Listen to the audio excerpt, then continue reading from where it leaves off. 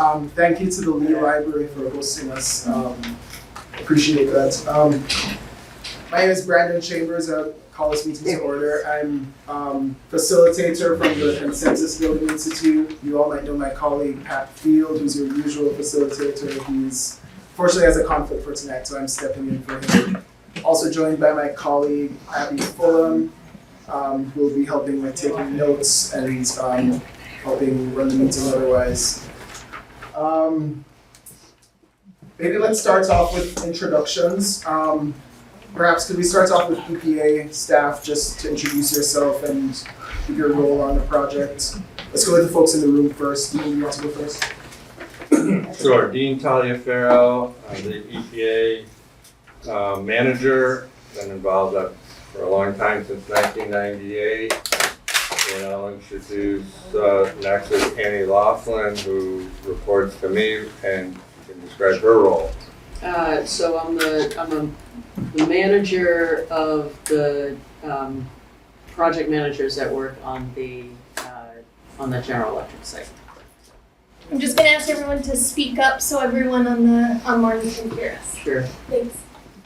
And then Hi everybody, I'm Kelsey Dunville. I'm also with EPA and I work as a community involvement coordinator on the site. Rich Fisher, one of the project managers for EPA at the site. John Kilborn, one of the attorneys for EPA, dedicated to the site. so I'll MC the rest of this. Chris Smith is a project manager. He is on vacation. Josh Fontaine is also a project manager. Do you want people online to speak? Yeah. Or- So, folks online, it sounds like you can hear Dean and Kelsey and no one else. Are you hearing me?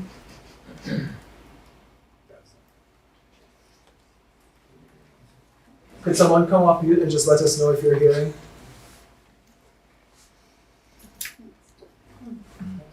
Brandon keeps cutting out. Okay. I'll try to stand nearer to Dean and Kelsey. Is this the mic? Yeah. Okay. Are you hearing me now?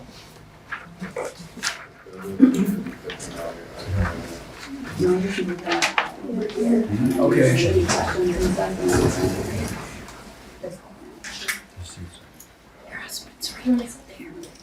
Are you hearing me now?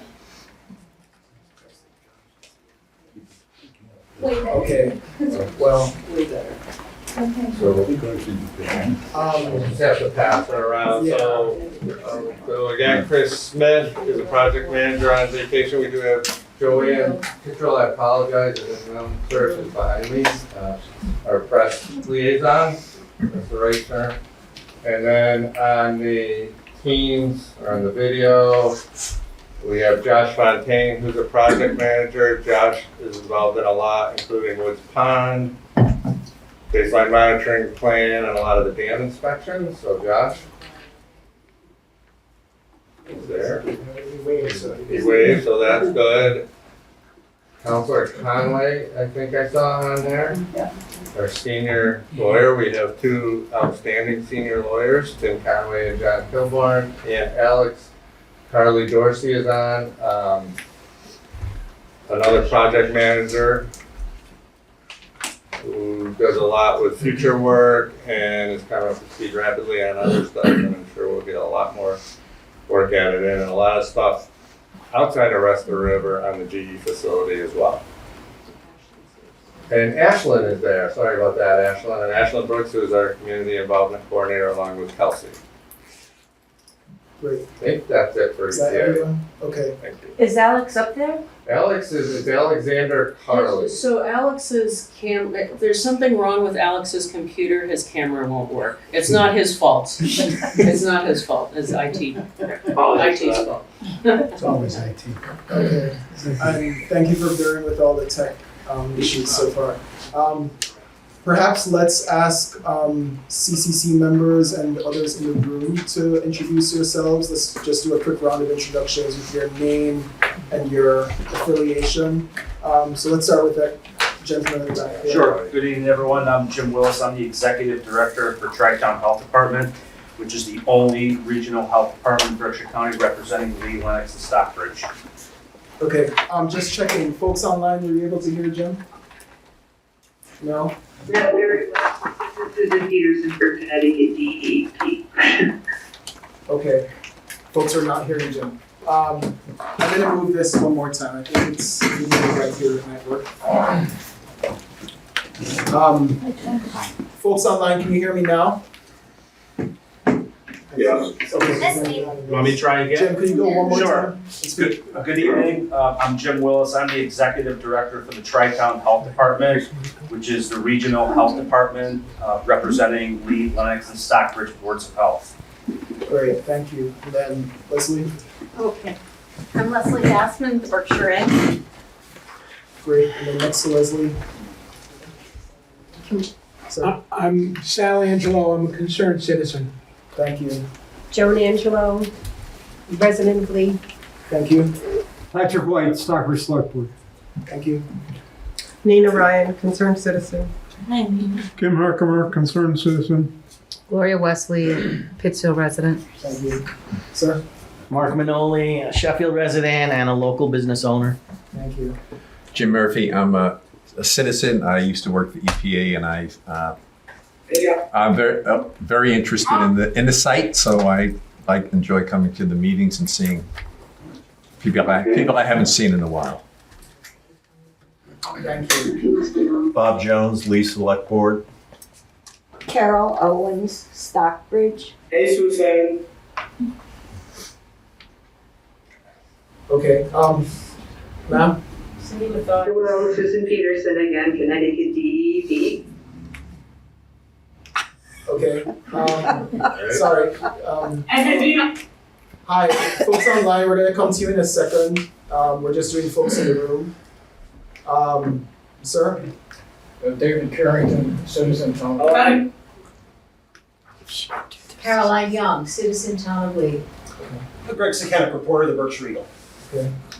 Sir? Danny Alsop, resident of Stockbridge. I attended my first meeting on the Housatonic in 1968.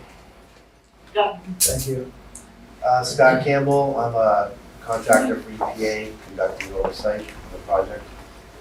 Isabella Zafisek, same as Scott, oversight for EPA on the project. Thank you. And then CCC members at the table, sir? My name is Shep Evans. I'm the conservation agent for the town of Great Barrington, a longtime member of the CCC. Once upon a time, board member for Housatonic Valley Association. And I think I've been pushing canoes around almost as long as Denny.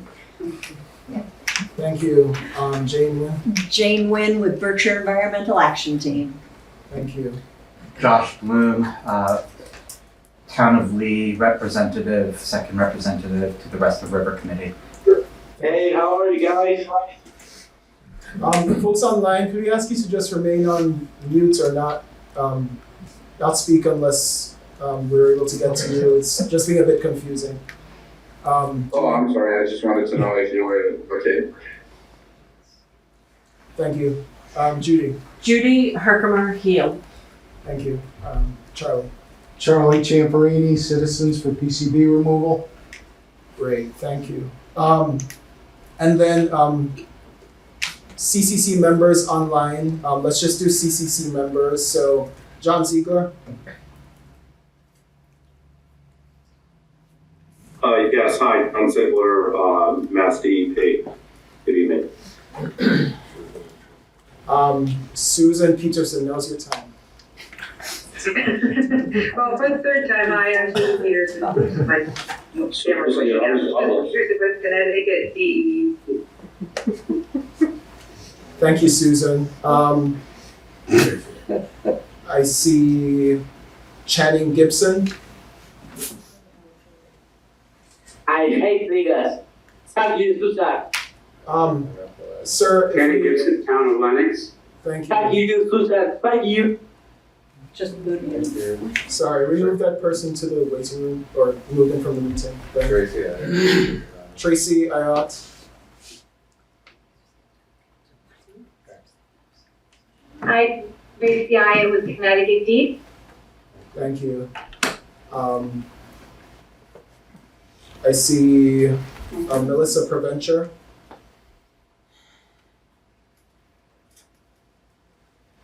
Melissa Spencer with the Berkshire Regional Planning Commission. Thank you. Are there any other CCC members online who we've missed? Oh, Becky Cushing-Gott. Hi, this is Becky Cushing-Gott from Audubon. Great. Hey, Becky. Thank you. Folks online, can I ask you to refrain from the side conversations? And Claire Leahy, I see you're with us as well. Yes, hi, Claire Leahy from District 6, Lee. Thank you.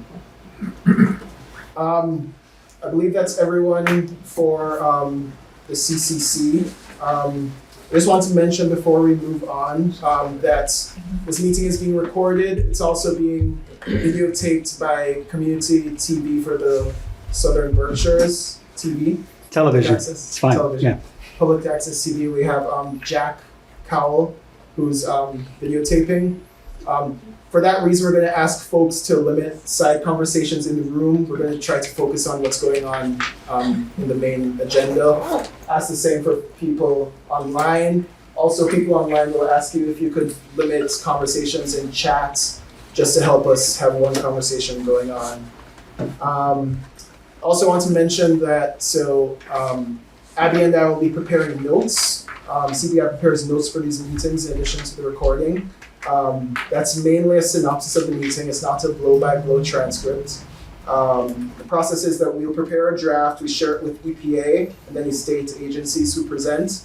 They make edits clearly and track changes, and then we send that red line draft to the CCC for review and their edits before sharing with members of the public.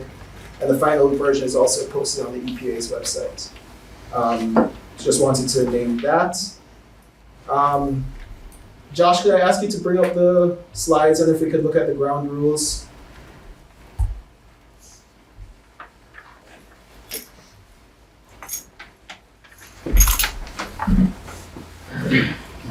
Can I make a quick comment, Brandon? Yes, Charlie. In the agenda, there's a list of links for going to the EPA website. The one for the upland disposal facility, when you click that link, it says, this is not available, temporarily unavailable. And then on Wednesday, September 13th, between 8 and 10, there's going to be system maintenance. So I don't know if system maintenance is already It might be our. paused. Yeah. The other two links work, but the one for the upland disposal facility is not working right now. That's it. Okay, thank you. That was just a note about system maintenance for the EPA website affecting availability of documents. So here we have our ground rules for the CCC. The CCC is to serve as a vehicle for community involvement in the implementation. Just move this out of the way. I can read it. Implementation of the settlement agreement between GE and Pittsfield and the government. It's a mechanism to ensure that all parties are able to honor their commitment to listen to and learn from and incorporate the ideas and concerns of the community. Diverse interests are expected to be represented. Next slide, Josh. So the CCC is not a negotiating forum. Next slide, Josh. CCC is not a negotiating forum, but community input and information exchange is the focus of meetings. They're to be open to the public and the press, and they'll be facilitated. Highlights will be drafted by the facilitator and posted on the website for the remediation project. I think we have one more slide, Josh. So we're going to ask members to attend all meetings or send an alternate, bring your concerns to the meetings from your constituencies, engage in the dialogue, accept that it is a dialogue, also treat people in a respectful way, give them benefits of the doubt, don't start with the presumption of negative motives, avoid accusations, and treat people in a way that's consistent with how you want to be treated. Any questions on the ground rules? Okay, if not, we'll turn to the agenda for tonight. And I'll just name it. You should have it before you. There's some copies at this door. Perhaps you can share them if you need them. But we'll have an update on community involvement and CCC membership. Then we'll hear an update on the TAG, from the TAG grant recipient or a representative. Then we'll turn to the EPA's presentation, which includes an overview of the cleanup and then some recent submittals, the vernal pool pilot study work plan, the final pre-design investigation summary report for the UDF, and then also restoration performance objectives and evaluation criteria reports. Then EPA is going to respond to some questions on tribal engagements around the cultural resources survey work plans and go over any other upcoming documents for input. Then we'll have an update on the Alternative Technology Challenge from EPA. And then Charlie Ciamperini from Citizens for PCB Removal has an update on comfort letters for Western River cleanup. Then we'll have public comments and then adjourn. Any questions on the agenda? Okay, let's turn it over to CCC membership. And I'll just walk through that, if that's okay. So we have before this meeting, we sent out a request for any individuals who wish to be added to the CCC. There are 3 people who submitted. So we have Mr. Jim Willis from Tri-Town Health District, Claire Leahy from District 6 in Lee, who is joining us online, and Mr. Josh Bloom from Lee. EPA has already agreed to their membership in the CCC, so they're members, but wanted to entertain any questions from CCC members or members of the public. Any questions? Okay, yes. I have a question. Can we ask questions later? Can you ask questions later? Yeah, when a particular subject comes up, I might have a comment. Yes, we'll make space for members of the public to make comments, yes. Okay. Thank you. And I wasn't clear about what you were trying to say with the CCC. You're saying that citizens can become members, or it's only certain people can become members? How's that work? So that's a good question. I'll say a bit, and then Kelsey, if you'd like to say any more. As we had on the slide earlier, people who are interested in the cleanup can apply to become members. We're just asking you to send an email to myself and Kelsey. We'll share our email addresses and just a couple sentences about why you'd like to be a member. And you're able to do that after this meeting. This meeting isn't the last opportunity to do that. Yeah, sure. Thank you. Kelsey, anything else? Clarification. No, I was just going to add to your question that yes, ideally you represent, a lot of people have represented groups or entities, but I know a lot of you represent your neighborhood or your community, and so that's a relatively broad interpretation, and we're happy to talk more. Okay, great, thanks. Okay, thank you. And seeing a request from folks online to repeat the questions for people who are away from the microphone. That was a question just on CCC membership and the process. Okay, with no other questions, on this topic, let's turn to, I don't see Tim Gray to give the TAG recipient update. Judy, are you able to do it? Yes, Tim's not available to be with us tonight. He specifically asked me to address only two topics. One is the final pre-design document that's up for informal comments right now. And both he and I are getting a lot of calls and a lot of emails from people who want to know how to access that document. It's many thousands of pages long. There's not a single hard copy anywhere in the watershed in Massachusetts or Connecticut. We got a quote of $500 from Staples to have one printed up. There are people, particularly in Lee, that we're hearing from that don't even have computers. They use the library, and a document that large at many library computers, they have limits at the library, so they can't even open it. And it's EPA's mandate to ensure that public participation is robust and EPA does whatever they need to do to have people engage in a meaningful way. And we've been at this a long time. We used to have public hard copy repositories throughout the watershed in Massachusetts and Connecticut, and those were taken away from us. And we opposed that. We strongly opposed that, and they were dismantled anyways. So there's not a single full hard copy repository anywhere in Massachusetts or in Connecticut. There's a partial repository that is in Falls Village, Connecticut at the Hunt Library. They have not heard from EPA for months. And I went there to check for a hard copy of the pre-design, which should be in the Connecticut repository at Falls Village, and there was none.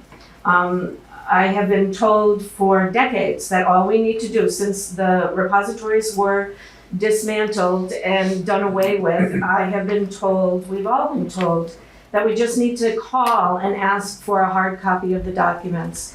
If that's what we want on any particular document that's available for comment or not. I did that. I was told that it would be provided. I also requested a thumb drive of the document. And then I received a response back that it was coming. And then the next response was that it wasn't coming. And EPA was not going to accommodate us on that. So in light of that, in order for us to ourselves be able to get our hands on a hard copy, I don't know, I'm interested to see what EPA has to say about this. And all that said, we're requesting an extension to comments on this document. This is unreasonable to not have these documents available for stakeholders anywhere. I think maybe West Springfield is the first repository that's available at Mass DEP. Other than that, I guess a reading room in Boston and EPA. No, we don't have hard copies either. Okay. I'm not sure if can folks online hear Judy? Yeah, they said they were able to hear. Okay, great. So I'll just ask if there was any update on the TAG grant, or if it was just that question. Well, the TAG grant involves being in touch with all of the constituents and the stakeholders. So we're hearing from stakeholders about this particular issue. And the other thing that Tim wanted addressed is the Schweitzer-Montague Dam. That was a dam, paper mill dam that was created from a sludge pond closer to Woods Pond. It's highly contaminated and it contains all kinds of constituents and contaminants of concern. HRI hired an LSP to come and sample a neighbor's stream that is in close proximity to the Schweitzer-Montague Dam. They sampled it. They got significant hits of 1,4-dioxane in that stream, and Tim said that, and in the quarterly reports that come from Schweitzer-Montague for the sampling wells around the dump, those have multiple hits on multiple sampling wells of 1,4-dioxane.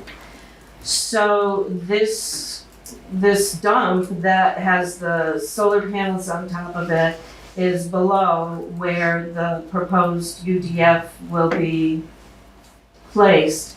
And so it's getting into this stream, and which eventually makes it to the river.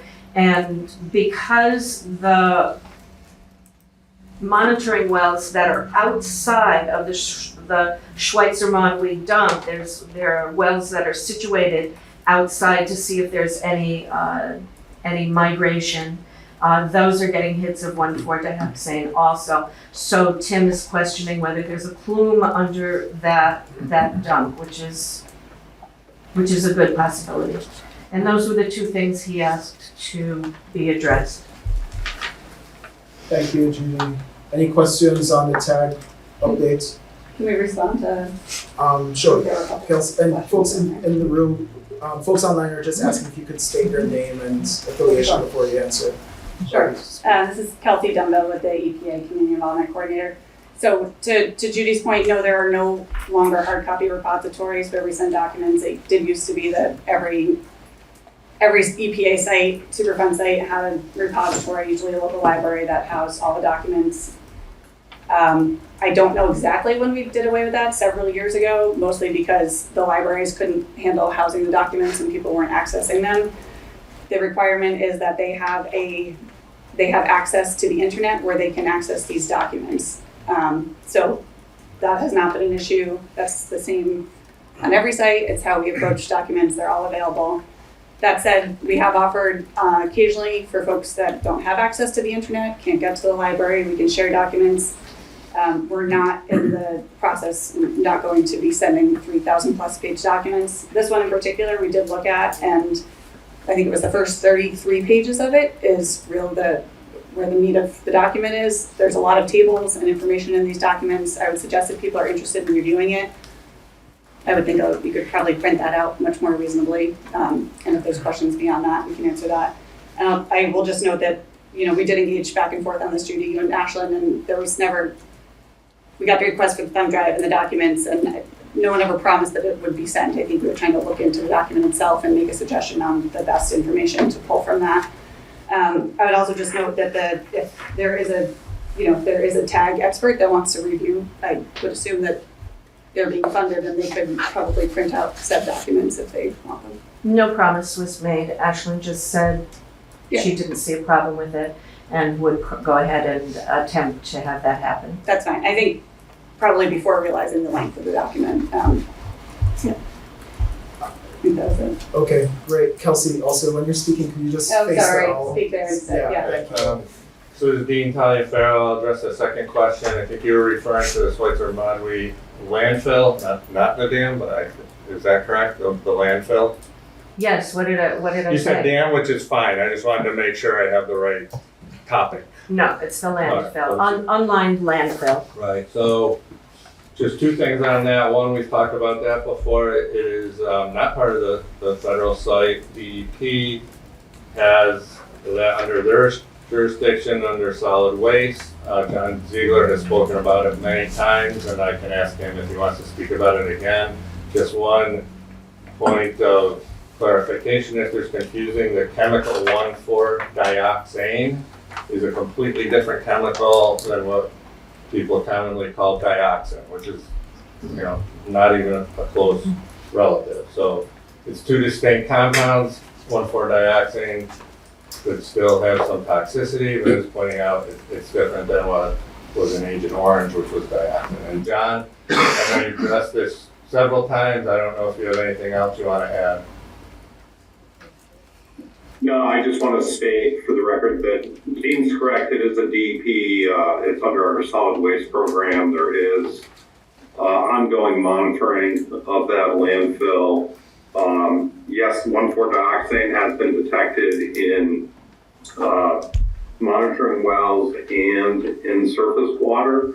I can't speak exactly to the data, but if people do want to get more information on that, I could request that from our solid waste group. Thank you. Judy, anything further on that point? Thank you. Mr. Willis? Thank you, Brandon. Willis, sorry, Jim, could I ask you to just make sure you speak up? Yeah, I'm doing my best. I'm going to hang over. So Jim Willis, Director, Tri-Town Health. One question is, I didn't realize I was a CCC member, but now that I am, I appreciate that. But I just want to, it's not a question, to Judy's point, follow up. It's really important because we have all three levels of government in this room. We have local government, we have state DEP government, and we also have EPA, which is federal. we all need to do a better job on creating more equity and access to our residents, because we have not done a good job.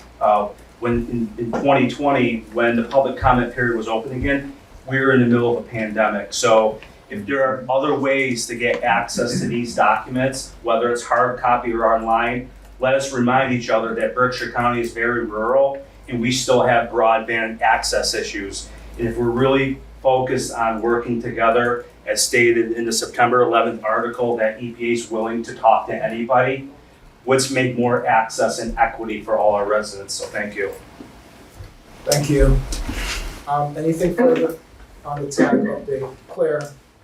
Yes, I'd just like to comment that I've been accessing it online, but you have to scroll all the way to the end, past all those charts in order to see the important graphs and figures and everything. It would make sense to me to make a hard copy of the part that's at the end and let people access those hundreds of pages of data, those tables of data that only a real scientist can analyze. Let that be accessed digitally, but at least have a hard copy of the ending document. Do you understand what I'm saying, Dean? There's the narrative at the very beginning, and then there's hundreds of pages of charts of soil testings and well monitoring and so on, but the information that's really understandable and important for us to see is at the very end, and it takes a long time to scroll through all those charts. At least put them at the beginning so that people have access to them. Thank you. Thank you, Claire. Let's take probably one more comment on this and then we can move to the presentation. Jane? I've got 3 comments, starting with EPA seriously can't print out 1,000 pages to have here. Beetle do if you won't. No, so the challenge is, and yeah, we could print out 3,000 pages. The libraries didn't want to continue to house all of these documents. Can't you put one in Lee? Nope. This is one of thousands of documents we're probably going to receive from GE. I think if there's requests to print out certain segments of it, maybe we can work with the library. We did meet with Chris Britton this afternoon. We talked to him about potentially having documents available in Lee. It's not an unreasonable request. I hope that's not how that came across. But mailing a 3,100 page document to individuals is not in our bandwidth, no. And we are not going to have repositories with all of the documents in there. If there's requests for certain documents and we can try and share that, we can work through that. I don't want anybody to think we're denying access to documents. That's definitely not the goal. But I hope everybody understands that this is a lot of information.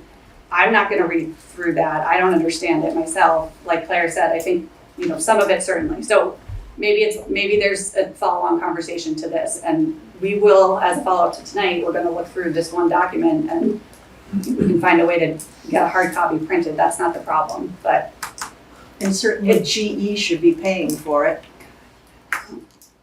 To that point of GE, isn't one of the requirements for the CCC that GE was supposed to be part of who showed up here each time? And they no longer do. That's more of a statement than a question. Also, John Ziegler said he'd be willing to do a presentation for the Schweitzer landfill in the future. I think we should take him up on that if anybody else agrees. Yeah, I can summarize data for everyone, but I think as Dean said, the Schweitzer Medwee landfill is not part of the consent decree. So, perhaps what I can do is go back, talk to solid waste, see if there's a brief summary that we can prepare and we can go from there. Thank you, John. But he offered to do a presentation. Did I just hear that correctly? I thought he did. Yeah, I think he did. I didn't hear John offer a presentation. I heard him offer an update with some data, not like this but that's up to John, I don't wanna speak for John, but I didn't hear that. Thank you. Yeah. John, and do you have a contact that you could put in the chat for folks who might want to contact you on this? Yeah, I can give you my number and email in the chat, and people can contact me directly Great, thank on you. it. Yeah. And anything else on this? So just, Judy. So I didn't hear anything from EPA on an extension to comments on this document.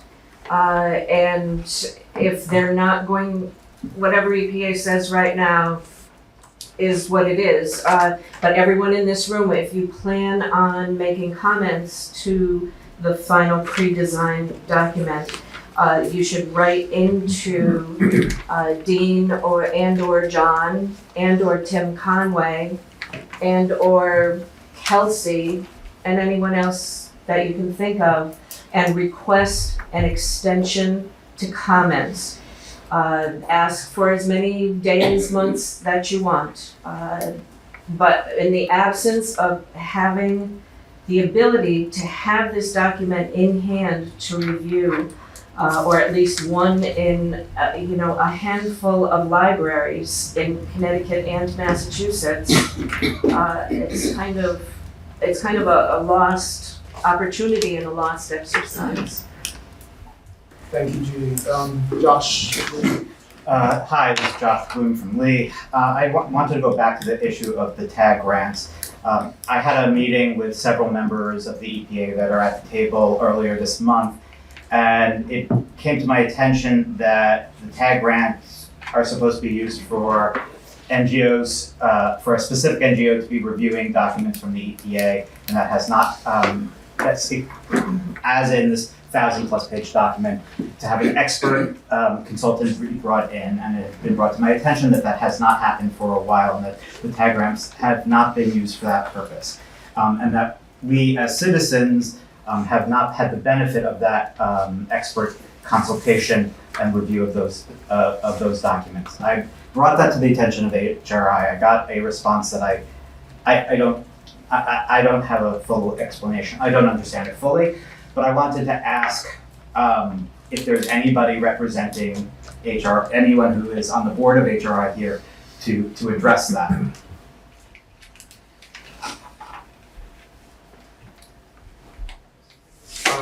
Does not look so. He's not in the room.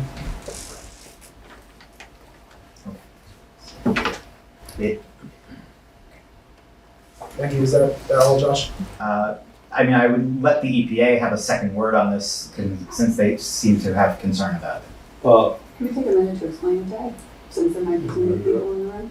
Sure. Okay. EPA, could you explain the tag? Also, you say who you are. Yeah, sure. Sorry, this is Kelsey Dumbbell again, EPA. And just for folks who might not be familiar, a tag is a technical assistance grant.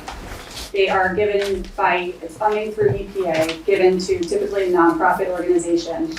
They are able to use that funding to hire technical experts to assist them in things like document review, technical information, understanding science-based information that might be challenging for the general public understanding. HRI has had the tag grant for 25 years. And I think what Josh is referring to is that they have not been spending down money on that grant for about 10 years, which means that a technical expert, as I was alluding to earlier, could be used to review such documents that we're talking about tonight.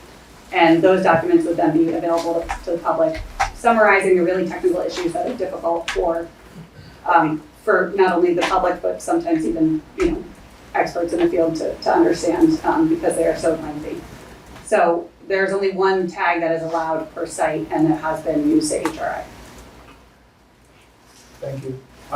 So I guess the concern from members of the community about the public availability of printed documents and whether those can be a repository, looks like EPA will be having some conversations about that. Also the concern about the tag, also the concern about printing and the concerns around there. So we'll take note of those. Thanks for raising them. Gentlemen at the back, can probably have the last word, and then we'll move on to the rest of the presentation. Patrick White from the Stockbridge Select Board. So did I just hear you right that for the last 10 years, that predates when the Select Boards approved this agreement, there has been no technical review of these documents with the tag grants? There were, so I can, this is Dean Taliaferro. The question was from Stockbridge, sorry. Has there been has the tag recipient reviewed any document? No, that wasn't my question. My question is, you're telling me, you just made a statement that for the last 10 years, you haven't spent down any technical assistance grant money that would help the public understand this process, Right. or whatever tag is So let me for. explain. So we provide the tag recipient with certain funding. It's a drawdown. They don't get the money in their checking account. They incur costs, send the bill to EPA, EPA pays it. The tag recipient has not asked for a reimbursement in 10 years. I believe they have used the tag recipient, the tag grant, periodically and comment on documents. They have not submitted a request for reimbursement. My understanding is the last one from HRI, the last time they used the tag recipient was in the 2020 comments on the permit. They did not submit a bill for reimbursement, so it's two different things. There is still $23,000 available should HRI want to either provide a voucher for previous costs or incur current new costs. My understanding from Tim Gray, I don't like to speak for others, is that the entity that he had under contract, the key person, even though it's a company, retired. And HRI, and again, I don't like speaking for others, but does not have a new technical contractor on board. So hopefully that explains two things. The drawdown, we are not holding anything, if that was the question. EPA is not preventing the use of this tag grant. No. I'm just wondering if the public is getting the technical assistance it needs to make informed decisions. Well, or boards like mine for that right. matter. So it's available, and I'll let others say that, but that is one of the primary mechanisms for NGOs and the public to have assistance, like Kelsey said, with very complicated documents. The task. And then we have a separate contract vehicle for municipalities Right. which is SKIO, a company called SKIO, a national headquarters contract that we have been providing for the last at least 3 years, if not longer, to the municipalities, because TAG is communities. SKIO, task, another acronym, is municipalities. Lee and the 6 municipalities in Massachusetts have accessed that, and they do that review, and they do a similar role to try and distill, summarize, and provide potential questions to the municipalities. So that is also being done, and Lee is involved in that as well, and they produce a summary to give to the municipalities. That's the primary objective, that's their client, for lack of a better term. That document can be made public, and we will make that public going forward. It always has been a public document. It was typically attached when the community submitted their comments on a document. It says, here's our concerns, and by the way, see attached, which is fine. But that document, some people have asked, is there an executive summary EPA can do? That company has done that, and as soon as we receive that for this UDF document in particular, Kelsey, I think we said we would distribute that. Thank you. And that should be any day now. And Dean, what documents is that? Can you just repeat it? The company is SKIO is reviewing at the request of the municipalities the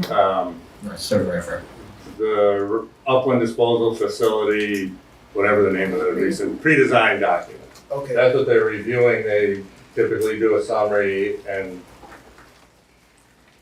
conclusion, for lack of a better term. Okay. So not to belabor, but there's two things, and to Jane's point and to Jim's point, there are two things that EPA is providing, recognizing that these documents are long and that they're technical.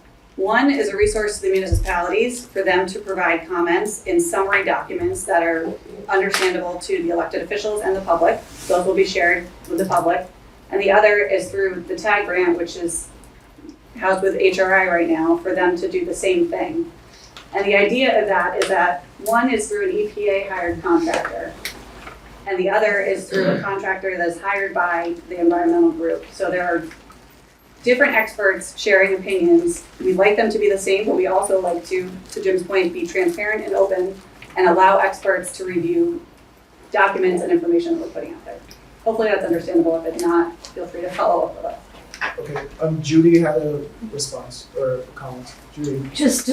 I won't speak for Tim, I can't speak for Tim, he's got his finger on the pulse of all of this. As Dean, what you said, the task, as Kelsey just said, there's a vast difference between a task grant and the TAG grant.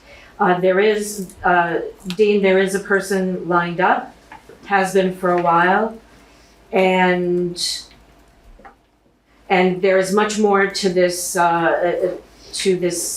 situation than what EPA has shared.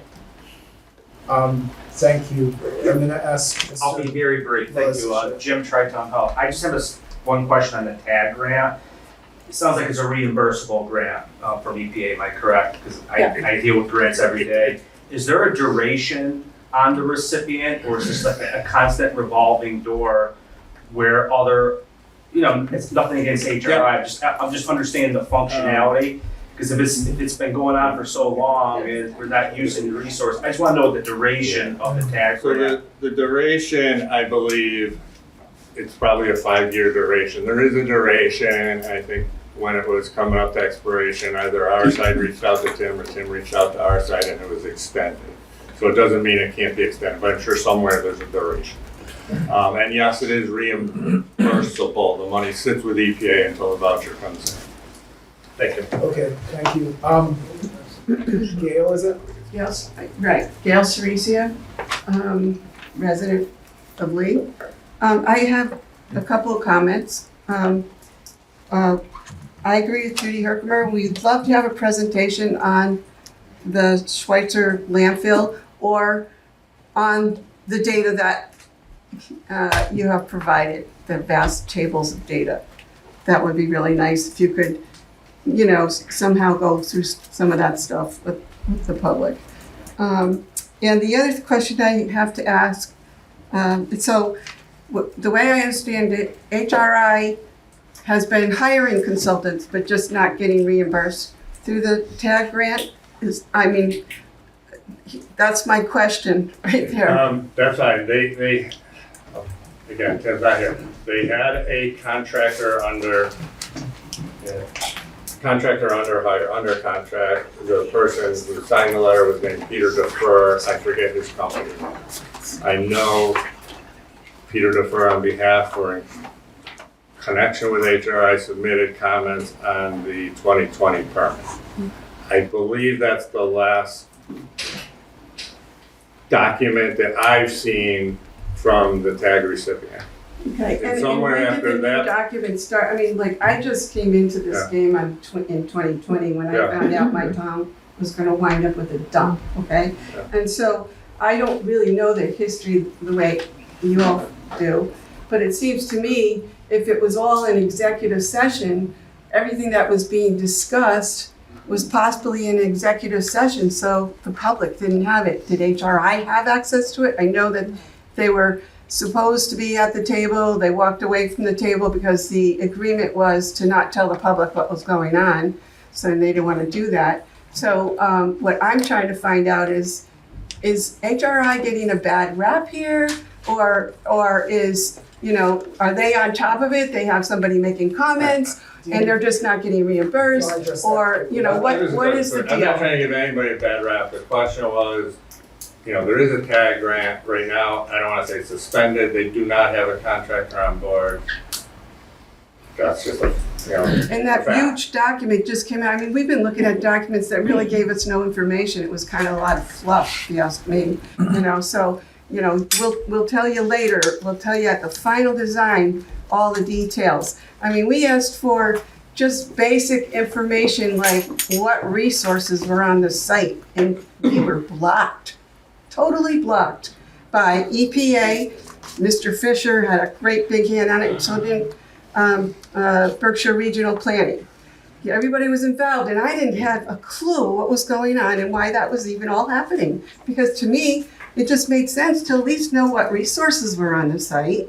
And so I have questions about that. And so what I'm trying to say is, we tried to get information and we were told, wait. And then all of a sudden, a huge document comes on, and we have what? 2 months, a month? I don't even know what the time limit it was to look at this huge document in the busiest season of the year. I don't know. I'm pretty frustrated, I have to admit. Thank you. Kelsey, if there's something you really want to say. No, I was just gonna suggest maybe we could see if Charlie has, maybe he might wanna jump up in the agenda. Let's move Charlie up on the agenda so he doesn't get knocked off. Okay, so, just naming those concerns about the comment process and the tag grant and the public repository documents, those aren't settled questions, but I think ongoing conversations that CCC can have. Also the question on the Schweitzer landfill, whether the CCC is an appropriate place for that or some other presentation, that's a request from the community.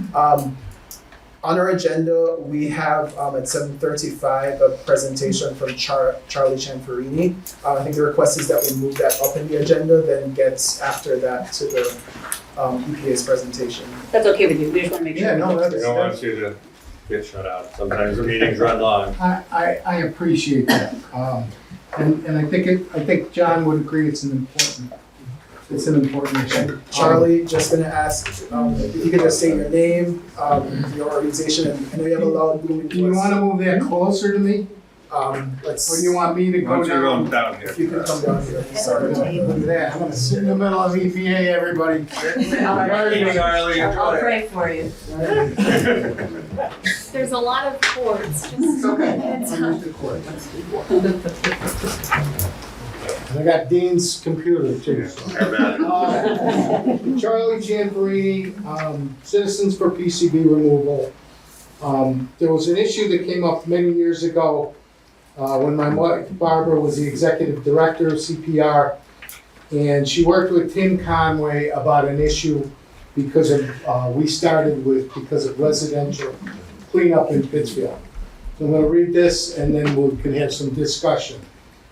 The way this nation's environmental laws are written, that EPA enforces, when any kind of pollution is found on any piece of property, the current property holder is liable for any all costs of cleanup. If that property owner has legal protection, such as a comfort letter, then the authorities can trace back to a previous owner when the disposal of the contamination occurred. In this case, the 1940s and 1950s for most of the Pittsfield properties. And make them responsible for cleanup costs regardless of their role or responsibility in causing the pollution. I've had some discussions with Tim and John Kilborn and for clarity on some of this, and we can talk about that later. Between 1997 and 2006, there were over 350 properties investigated and almost 200 properties that were remediated by General Electric. Very few of these properties were actually located near the river, but were found all over Pittsfield. Many properties were only spot cleaned of hot spots of PCBs, sections that were found to have over 10 parts per million of PCBs.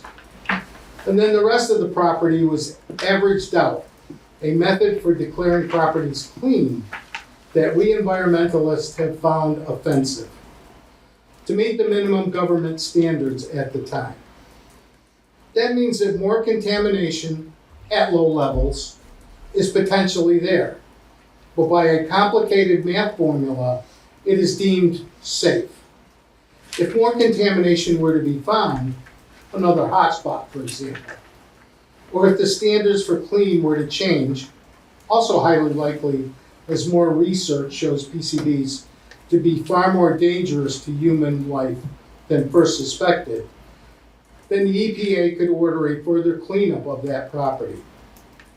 Because Citizens for PCB removal was concerned about this liability, we reached out to the EPA.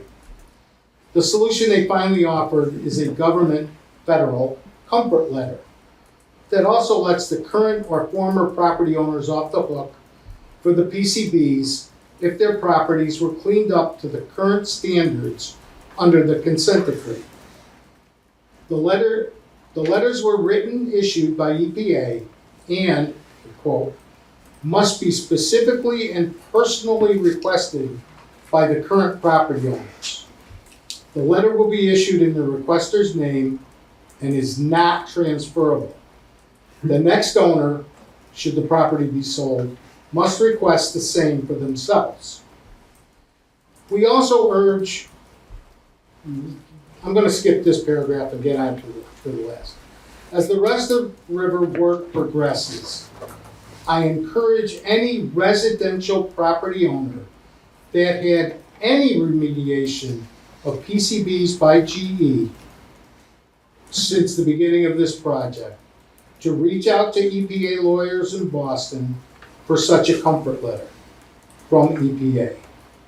These letters will protect you should there be any future identification of PCBs on your property.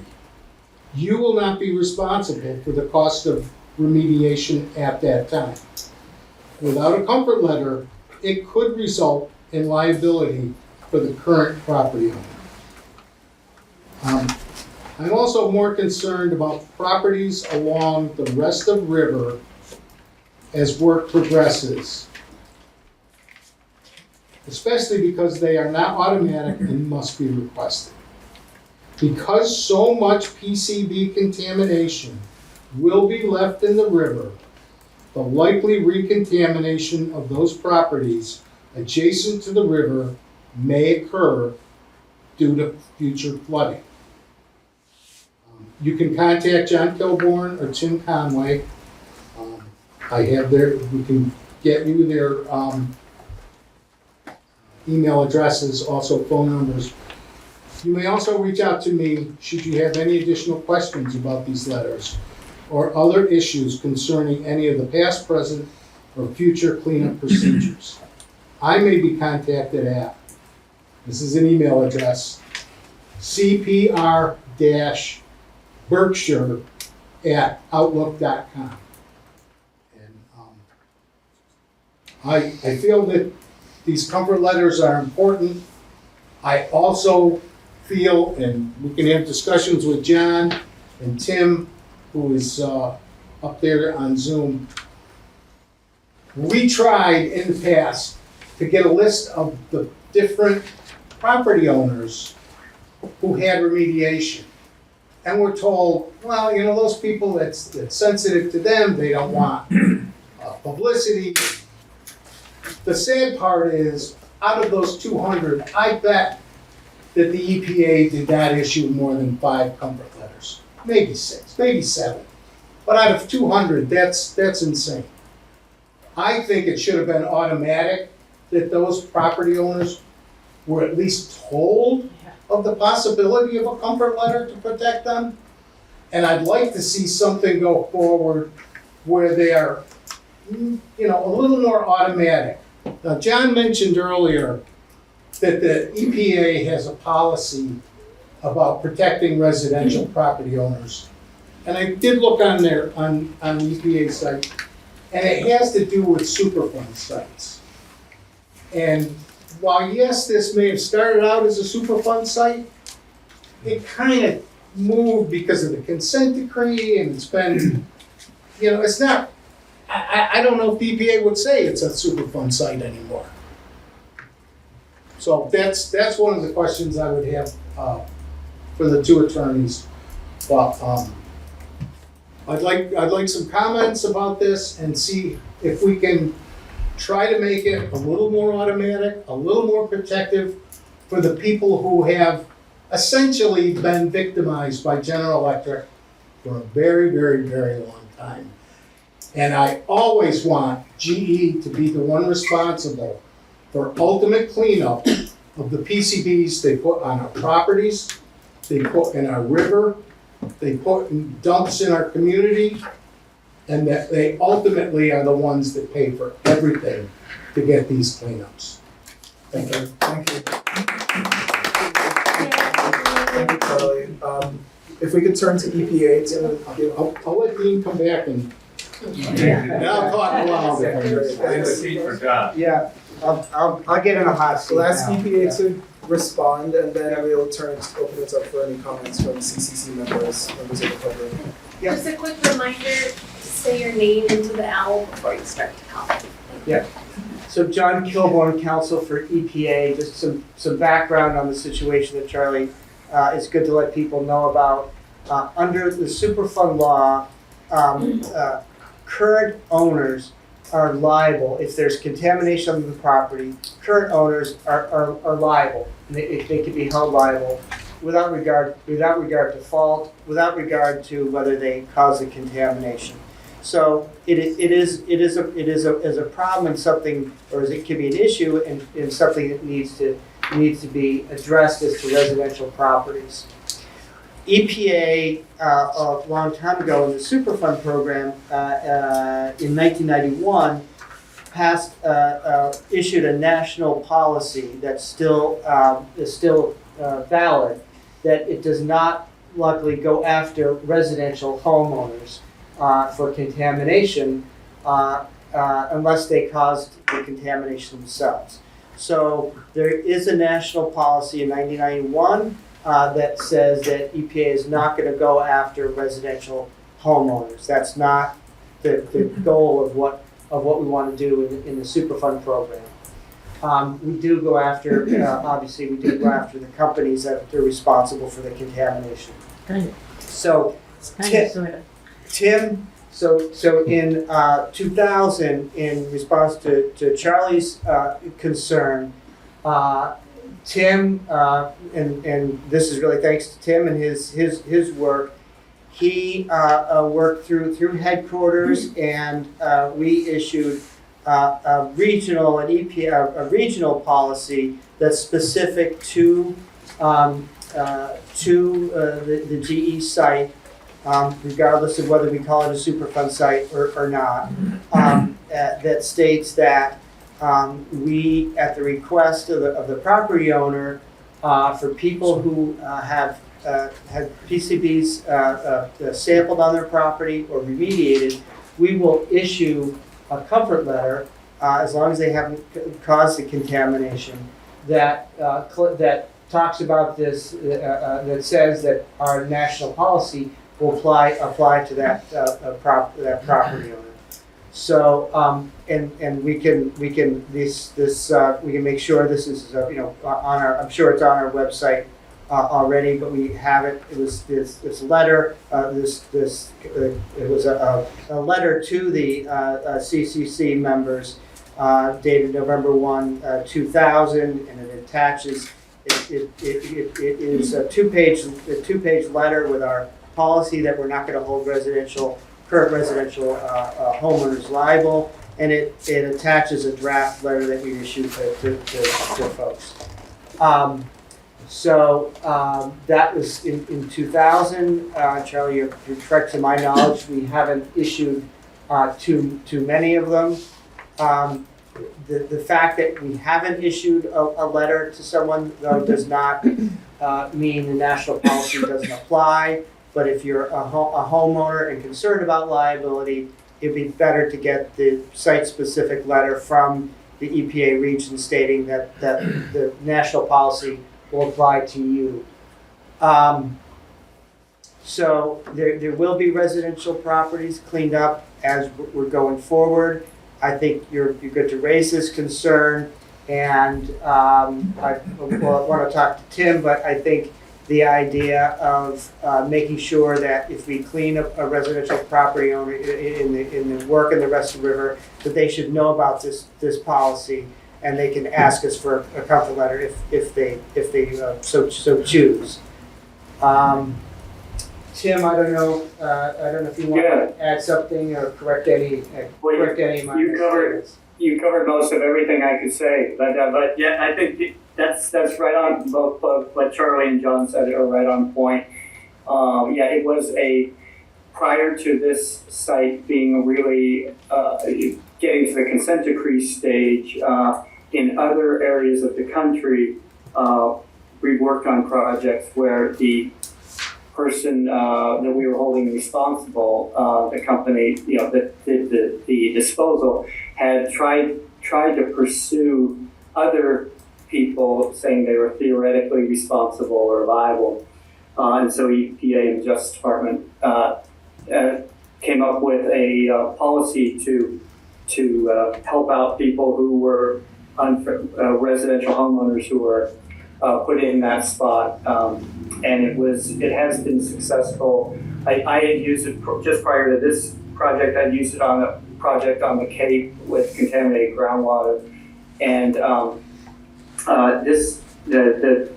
many of the members of the CCC had come to our team in the time between when the CCC started in 1998 and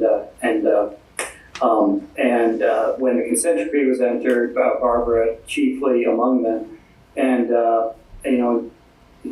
expressed this concern, so that we issued that policy the week after the consent decree got entered by the court, just to make sure that once the decree was entered, that policy was out there.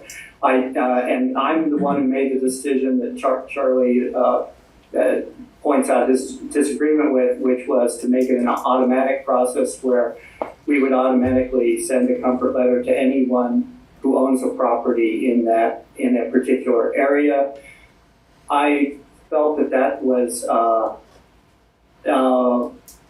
going too far, that we should allow the property owners to know about it, make sure they knew about it, but at the same time not put this in their records without them wanting it. So that was my decision to do it that way, and I still believe it's the right way to go. I think Charlie's pointing out that it's 20 years later. Those people in that situation may not even know it's a possibility anymore, because I don't think I've gotten a request for a comfort letter in 7 years, and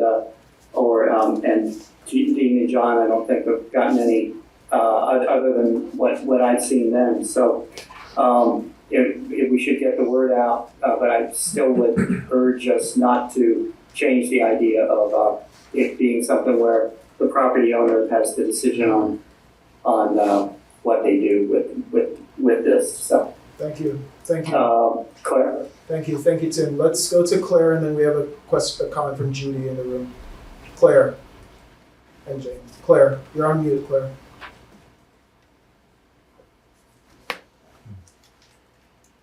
Okay. So what we're talking about is properties that have had work done on them, PCB removal, getting a comfort letter after they've had PCB work done. What about the properties down the rest of the river where there is not any testing of the residential properties or the floodplains?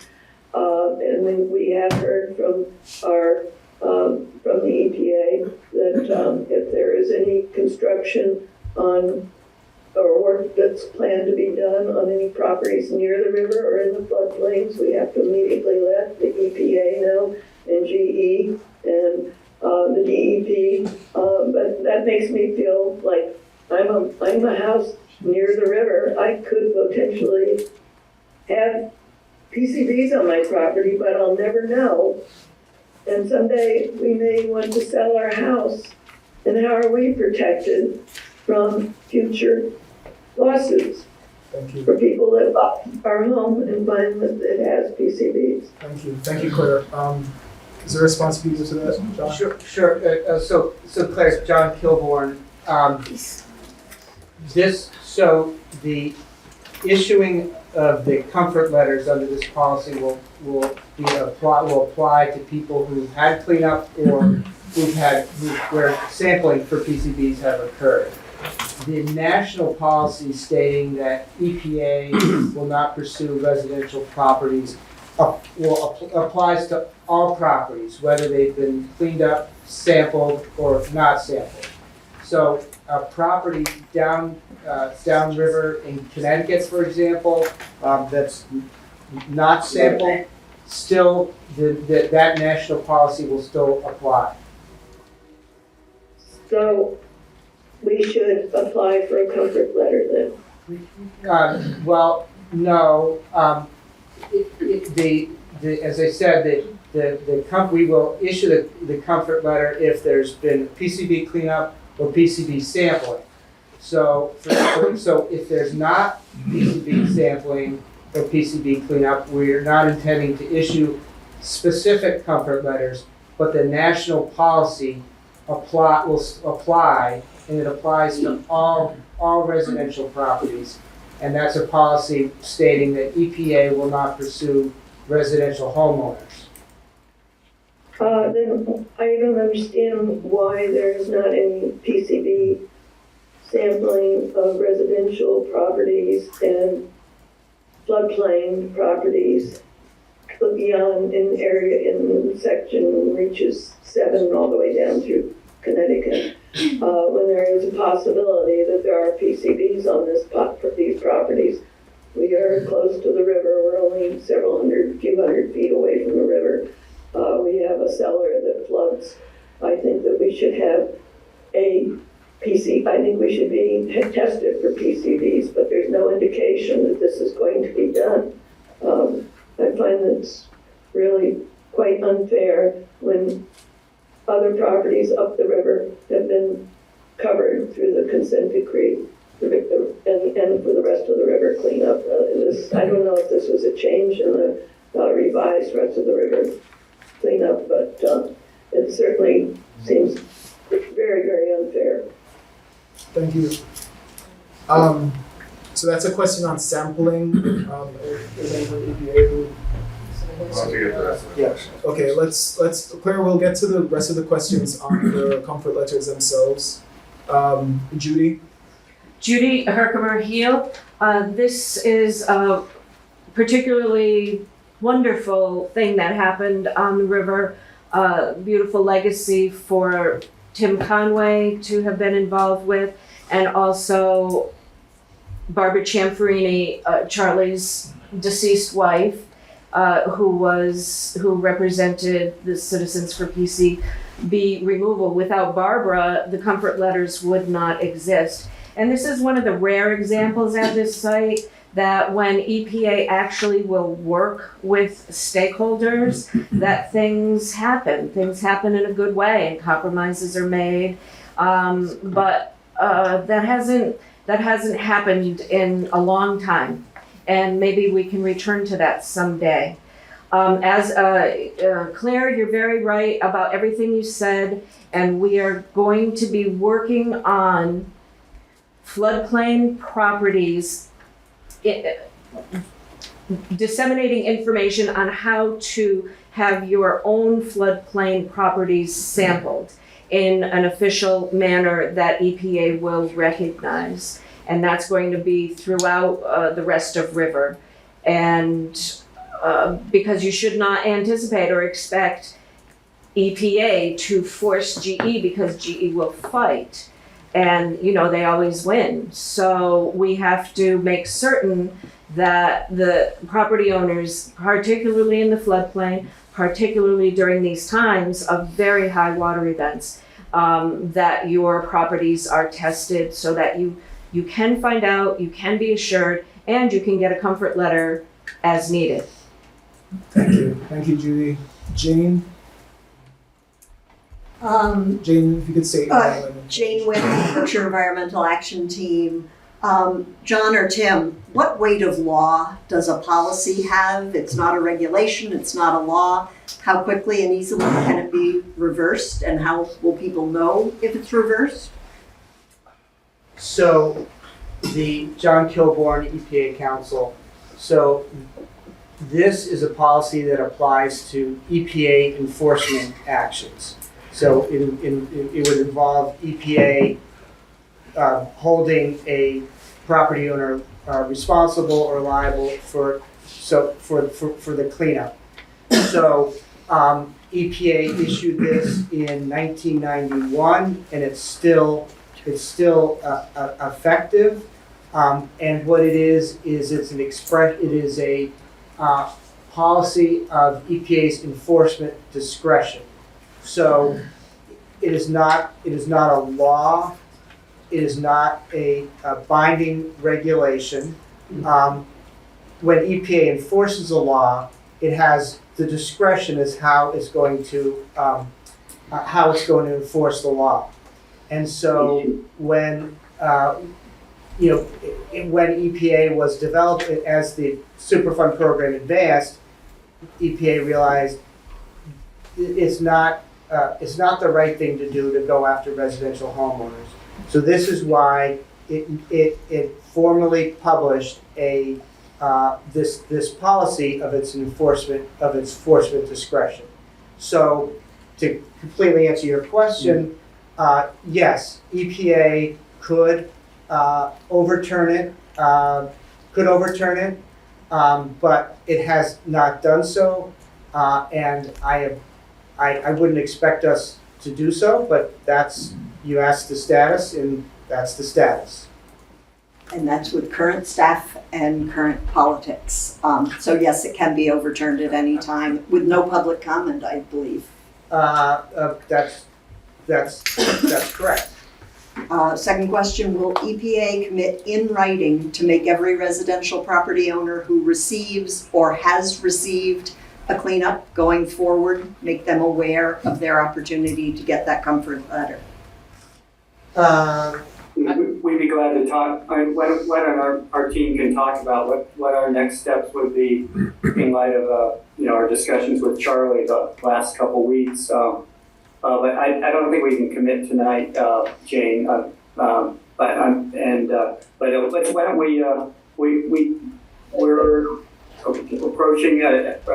we're reapproaching comfort letters, so we want to make sure we get everything right. I don't want to do it based on a commitment where I want to say one thing, but I don't want to say anything. I want to be certain we got the right. We're in the right spot. So we can commit to discuss it and get back to the CCC. We'll take that under advisement, as they say, Jay. So, but yes, got it. Thank you. So we'll look for. And thank you everyone for letting me jump ahead in the agenda for this. I really appreciate it. You're well deserving. Yeah. Folks online, that was just Charlie saying thank you. Charlie has also shared the text of the statement with us, so we plan to include that in the notes so you all can see it for yourselves. And thanks for bringing this issue to the public, Charlie. Seeing the time, I do wonder if we should go to EPA's presentation. I would like to ask if we could perhaps at 7:50 just make sure we take public comment. And then if we do end up going beyond that, we continue with the meeting, but just to make sure we get comments from the public in. EPA has prepared a presentation. They've asked that they be allowed to run through their presentation completely before we get to questions. It should be about 15 to 20 minutes, and then we'll have time for questions or comments from CCC members and the public. Great. Just a couple things. This is Dean Taliaferro from EPA again. Just responding to a couple things. Number one, this is a Superfund site, so I'll say it. If consent decree says it's a Superfund site, it's a Superfund site. In fact, the TAG grants are only applicable to Superfund sites, so that's what it is. Let's put that to bed. It's a Superfund site. With regard to sampling in floodplains, EPA did extensive sampling in the floodplains. We're not going to get into each individual property. There was numerous floodplain sampling downstream of the Woods Pond Dam, all the way into Sheffield. The PCBs were sampled approximately, there was sampling done approximately up to, say, a 10-year floodplain or a certain area where there was more significant flooding. That's where we drew the isoclep, where the contamination generally was found. There are a lot of properties on the other side of, I think, Mill Street and I think individuals where there's railroad tracks in between. If the water hadn't flooded there, that's the primary mechanism that we sampled floodplains. So there was a rationale as to why EPA sampled floodplains. It was a fair amount below wood pump. And with that, we do have a presentation, but we had a request from another long-standing CCC member that I want to honor, and that was an update on the PCB Technology Challenge. Might be a little shorter than some of the others, so I would like to get that in. And then we can do the EPA presentation. We may not be able to get everybody's question, but I certainly can say a little later than 8. But I would like Annie Laughlin to talk about the PCB challenge, technology challenge. Annie, if you could state your name. I will, it's Annie Laughlin with EPA. And so we have a little bit more to report to you on the technology challenge. So just to refresh everybody, in the settlement agreement, EPA agreed to facilitate opportunities for research and testing of treatment or technologies or approaches for, and I'm going to read from this now, reducing PCB toxicity and or concentrations in excavated soil and or sediment before, during, or after disposal in a landfill. So this challenge, what I'm going to call it, was not meant to be a replacement for the UDF. That is a part of the remedy. That is how we're moving forward. However, what we're hoping is that the challenge will help to potentially identify if there are other innovative technologies that might be out there somewhere in the world that could be used for this. I think that there was a question about, whether these technologies could be applied specifically at the UDF.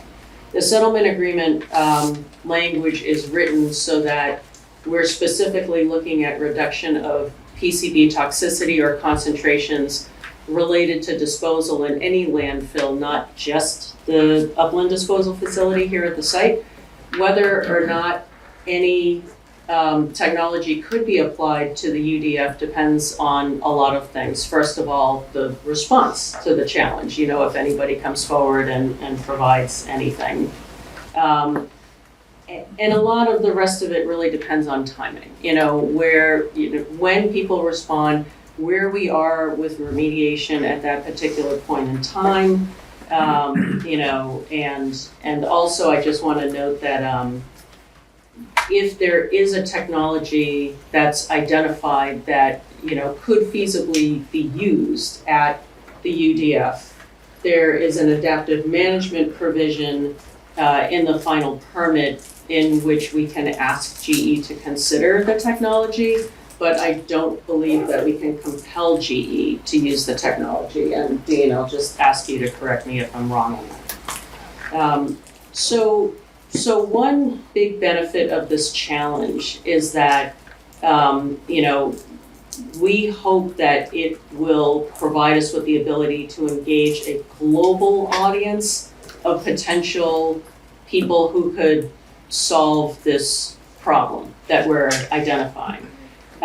We do want to issue this challenge in 2 different phases. The first phase will be for people to provide feedback that's essentially a paperwork exercise. And then depending on the result of that, how many people actually submit something, what we determine as feasible, then we may move forward into a second phase of actually pilot testing the technology that's been identified. So let's focus first on that first phase. So where EPA is working with a contractor, and I'll talk about them in a second, to basically draft sort of the basics of what this challenge should look like. What we're looking for, some general boundaries on like how would you define success in a technology that might be able to do PCB reduction. I think we all know that there are technologies out there that are available, we have screened out some of those potential remedies that were found to be not feasible due to implementability, extreme cost, and again, there are sort of like general technologies that are available. So, part of what we're looking at is, can you do toxicity reduction at a cost that might be more manageable for companies to. Yeah. Well, right now, that doesn't work. All right. Sorry. So again, we're drafting the bare bones of, the first phase of the challenge, which is this basically a paperwork exercise. We're going to ask companies to basically submit information and documents to show that they feel that they have a technology, a treatment, some kind of approach that could accomplish what we're looking for. What we would like to do is bring together what we're calling a design team to review what we generate for a first draft and help us to collaborate on this project, help us to define the problem, bring your insights, bring their insights and perspectives to this project. This group may also help with judging the responses to the challenge later, but that doesn't necessarily need to be the case. So, what we're going to be doing is we're going to be reaching out to recruit members to be part of this design team. And what we're going to be doing is we're going to be providing outreach to all the CCC members. I think we'd like to have, representatives from, perhaps HRI or HEAL or BEAT or Mass Audubon, municipalities, the impacted community, perhaps academia from local schools or universities in the area. We want to try to bring together a group that broadly represents both impacted communities and citizens, as well as members that will provide good scientific, technical input to the thing. And I think what we're going to probably want to do is limit participation in this design team to one member per each entity, just to keep the group of a manageable size. We're probably going to ask CBI to help us to solicit participation in that. So, this is sort of a heads up to the CCC members that CBI may be reaching out at some point to ask you if you want to be part of this design team. And I think we're endeavoring to maybe try to start soliciting interest in that sometime in maybe early to mid-October. So one thing I want to sort of share with you all is that, I think people are probably concerned about the level of effort associated with being part of the design team. So what we're sort of envisioning at this point is that there will be, a write-up for this challenge that's maybe just 2 or 3 or 4 pages long. So it's not going to be a 3,000-page document or anything like that. What we probably would suggest is that the design team, each member would have to spend some amount of time reviewing that short document, and then perhaps get together as a group a few times, probably in some sort of hybrid format, but whatever works best for the group. Discuss how to determine outcomes, and again, it's hard for us to predict, but maybe just a few meetings and, have something finalized and ready to go. Let me give you a little bit of information on what happens after that. So we have been working with EPA's Office of Research and Development, ORD, which is another group of EPA that sort of focuses more on science, like pure science and research and issues. They have contracted with a company called Wazoku that is going to help with outreach. Basically, they're going to be marketing the challenge. They're going to announce it, they're going to publicize it, and they're going to basically, solicit interest from parties. This company has a lot of experience advertising government challenges. They've done over 200 government-oriented challenges. That's mostly federal government. It is not just EPA. They've done these challenges for all sorts of different agencies. And if you go on to, I think it's challenge.gov, challenge.gov, you can see lists of active challenges, past challenges. You may see challenges from Health and Human Services or Department of Defense or NASA does challenges, and it's a way to just again get sort of global outreach to see if there's anybody out there that may be working on some sort of a solution to any number of things.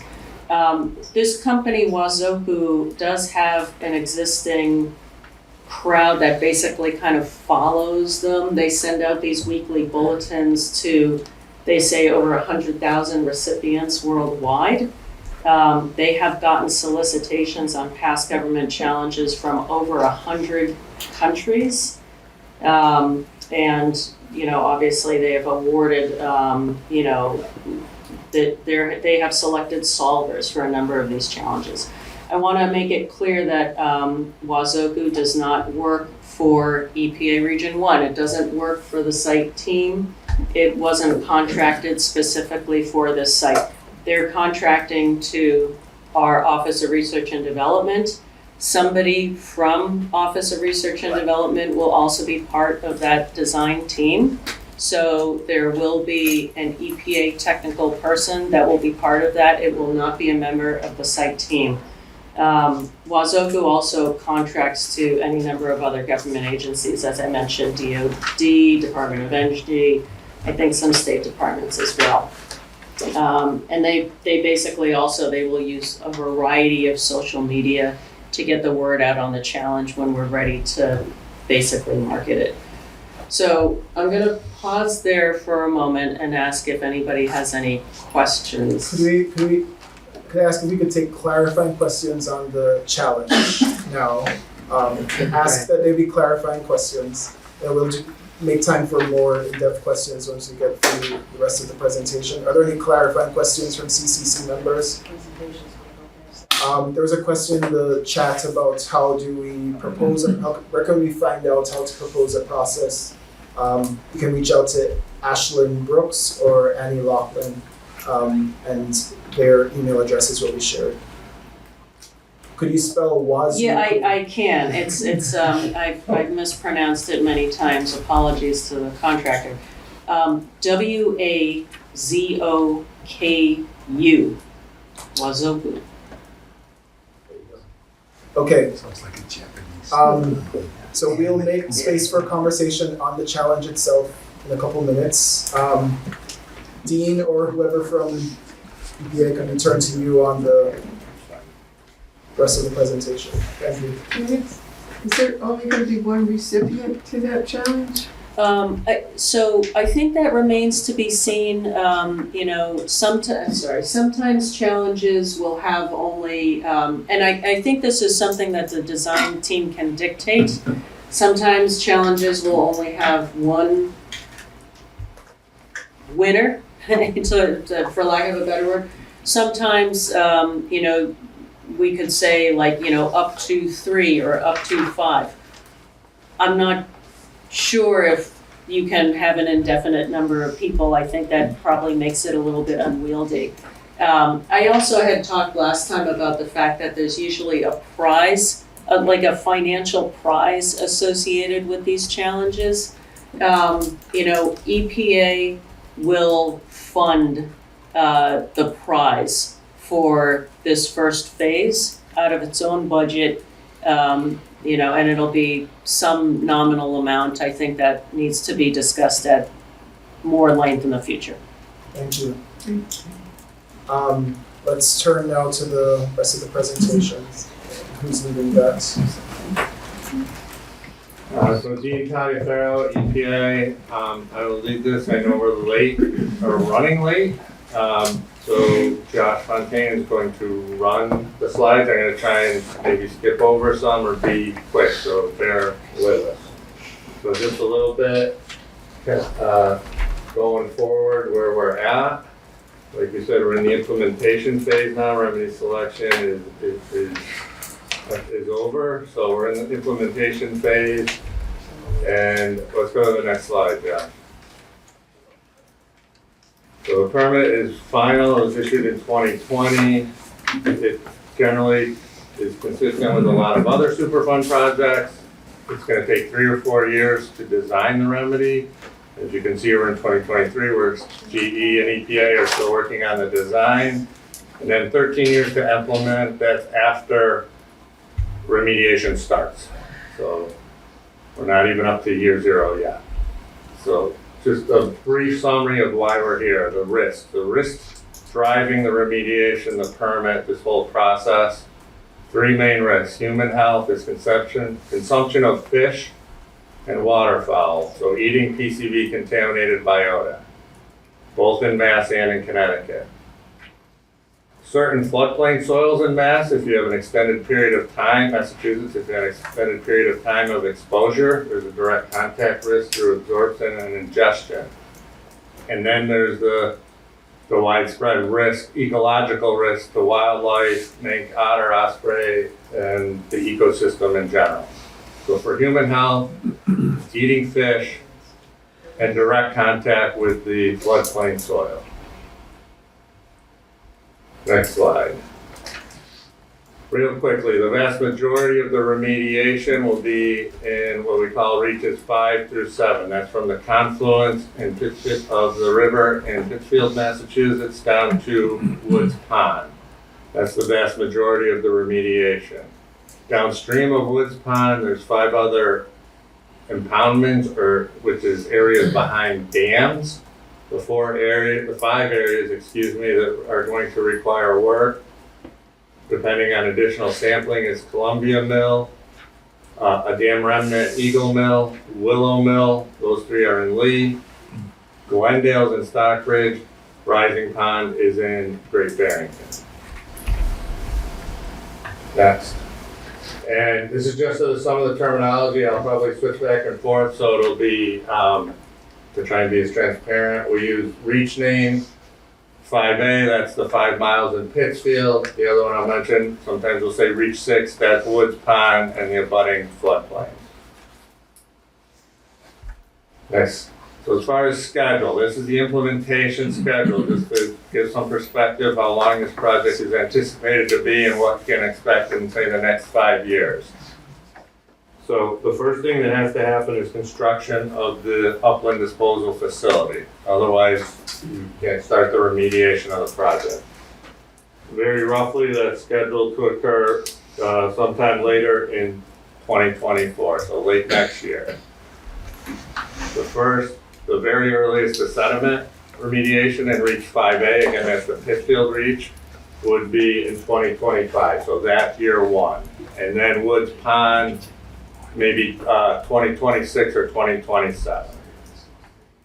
So for the first 10 years, just quickly getting on this, all the excavation, remediation, transport, dewatering is going to come from north of the Woods Pond Dam.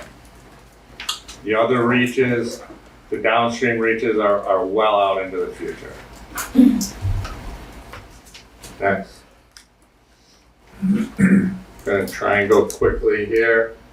But like I said, EPA does it in several phases. The first is collect sufficient data to make remedy selection. That remedy selection is done, and then as with all Superfund sites, you follow that up with design sampling, or sampling after the remedy is made. So you're using current data or newer data combined with historic data. For example, the Pittsfield area reached 5A, almost 7,000 samples were collected in the last several years since the permit was issued final. That sampling's complete. Woods Pond, again, sometimes reach 6, sorry. Floodplain samples, this is ongoing right now. 500 samples are to be collected in the floodplain. The sediment sampling is 90% done. If you've been around, you'll see samplers out on a boat on Woods Pond. So the total samples to be collected from this event is over 1,000. And historically, you can see that's more than the historical samples. So just for context, a significant amount of additional sampling. Next. So this document, the vernal pool, is one of the many components of this cleanup. This input period, just for confirmation, closed August 13th. EPA issued the final letter. I know some people in this room had some extensive comments on that. Very briefly, for a lot of reasons, which we'll just try to summarize. It's a challenge whether to excavate, mechanically excavate, which I guess is more standard methods to excavate a vernal pool and the disturbance that causes, or can you treat the soils in a vernal pool with what's called a sediment amendment or an amendment. And the purpose of that amendment is not to destroy the PCBs, but to bind them to this amendment or activated carbon or other amendment to make them what's called less bioavailable. So it will not uptake into amphibians or other biota. So that is that. So I don't think we need to go into that too much because that public period closed. The letter's out. GE's on to the next step. Next slide. The pre-design, this one is definitely generating a lot of interest. Most of this is what I would call like just data information, data dump. A lot of the appendices are geotechnical data, groundwater data, elevation data. There is additional habitat assessment, just identification, not mitigation. This is just identifying what's in areas, identifying the wetlands, identifying the vernal pools, if there's any endangered species, and then a cultural resource assessment was conducted. We don't have the comment period, but it is October 9th, so that's when this will be due. The more critical, they're all critical documents. The key document that we will have a public meeting on will be the final design for the UDF, so it won't be just this summary asking for input. We will do a formal public meeting or whatever the phrase is. This is just the next step to get to the final design where GE will be required to do plan specifications and extremely detailed proposal. So that is triggered off when EPA approves this report. So I would expect the final design, the critical design, to come in January or February, depending on how long it takes EPA to evaluate and respond to this report. One of the key metrics that GE is proposing in here, probably one of the key metrics in this one is the groundwater elevation, what they're proposing as the seasonally high groundwater elevation. That is critical. That was in the settlement agreement, it's in the permit. The bottom layer of the landfill has to be a minimum of 15 feet above the seasonally high groundwater table. The key thing that EPA needs to approve in this document, again, is the seasonally high groundwater table, either concur with GE or require a different one. That will trigger GE starting on the design. Next one, as Kelsey said, there are numerous documents coming in concurrent. It's the only way to get this project on track and to get all the work done necessarily to start the remediation and restoration outside of the landfill. So I'm just gonna put out these couple documents that do exist for people who may be interested. The baseline restoration assessment, so this is the Pittsfield Reach. Again, it's an assessment, just an assessment of current conditions. What's there? What habitats are there? Define the habitats. So that input period is until October 27th. Next one, fancy name, but it basically means once you know what's there, I'll try and put this in layman terms. I'm an engineer, and Jane's already laughing at me on my ecological references. Once you document what is in the floodplain, then you want to come up with some objectives, performance objectives. What do you want to restore to? What's allowed to be restored to? So we have, Superfund, it's in the permit, I don't want to get into it. We can restore we shall restore the habitat to the extent practical, considering the fact that you're digging up and removing large trees. So it has to be within that context. It can't be replanting, 50 feet tall trees. So this is GE's, kind of broad proposal for performance objectives. And you're welcome to get input on that. And that's all gonna roll into the eventual final cleanup plan for each area. So for Reach 5, there will be an actual, a restoration plan down the road. But these are the interim steps to get there. Identify what's there, set your objectives. Determine what needs to be remediated, determine what's going to be disturbed, and then propose an excavation and restoration plan. Yeah. We'll take questions at the end, yes, sir. Yeah, we only got 3 more slides. Charlie, I did check this link. These are the 3 documents where the input period has not expired. I know those links sometimes go in and out. I checked it tonight from here with the hotspot, so it did load. I was happy to see that, but I do acknowledge, it's definitely true, something I acknowledge. There are times when the system is shut down. There's times where a certain document won't load, and 5 minutes later it loads. I can't answer that. But there's the email box to submit your comments to. We had a request to talk about how EPA is doing with tribal engagement. So I checked with our team. Mark Andrews, who's with the Wampanoags of Aquinnah, I believe is the proper name.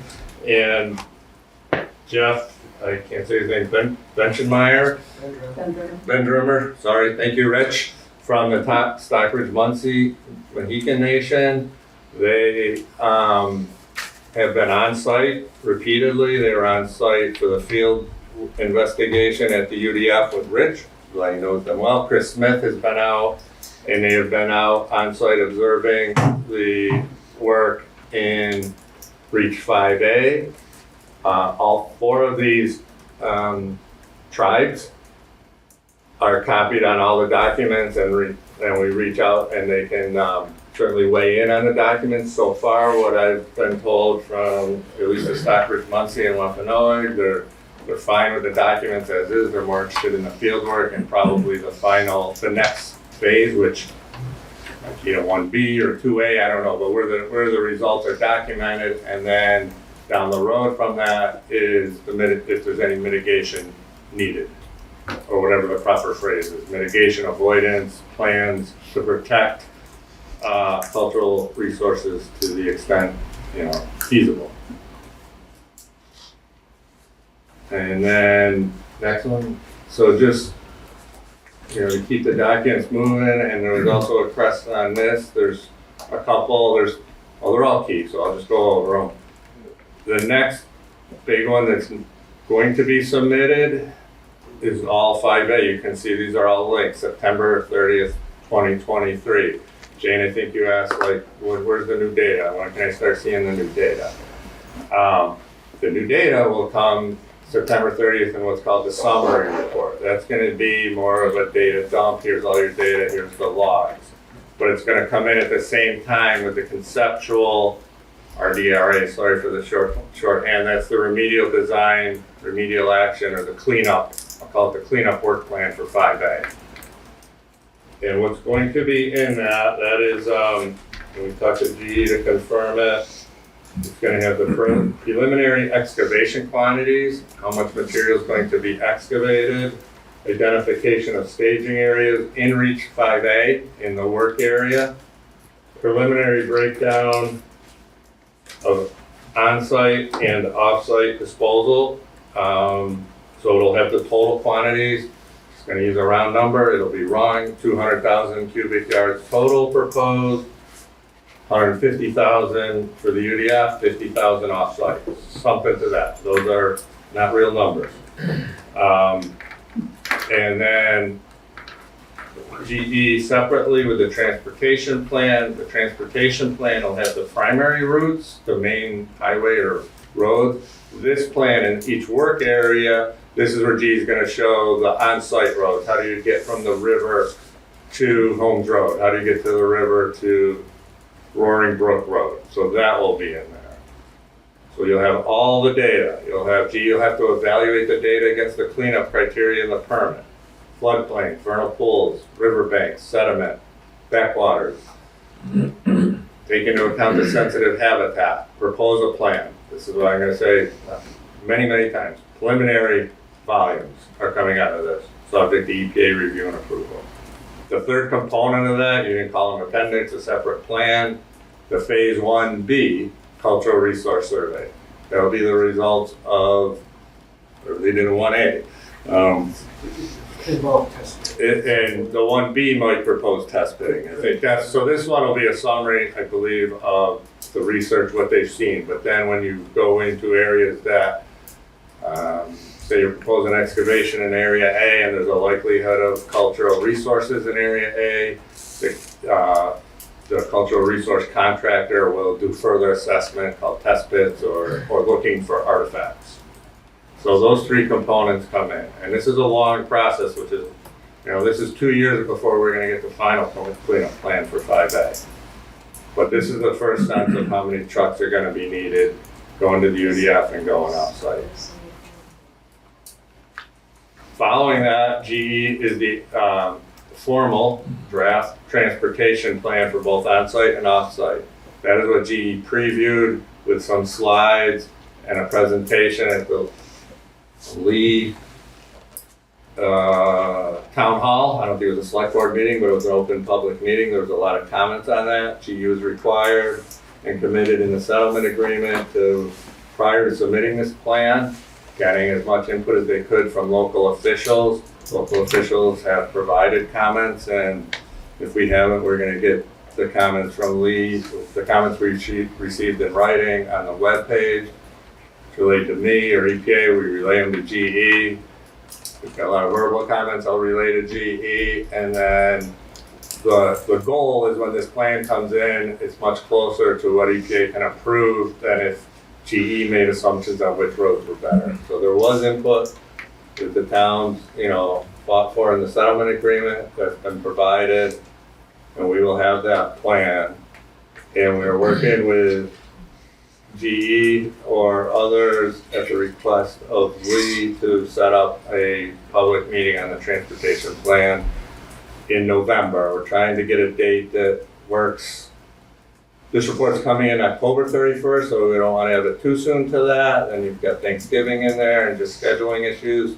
So hopefully mid to late November, we'll work on a date as soon as we get a date and a location.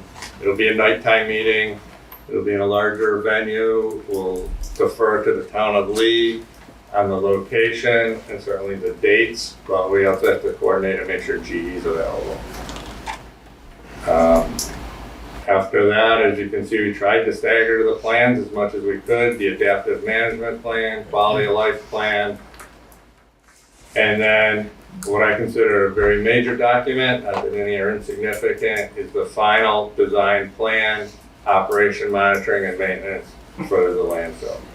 And like I said, there's no firm date because it's triggered off how EPA responds to this preliminary data investigation report. But based on how long it usually takes us to approve a plan, we're anticipating January through March.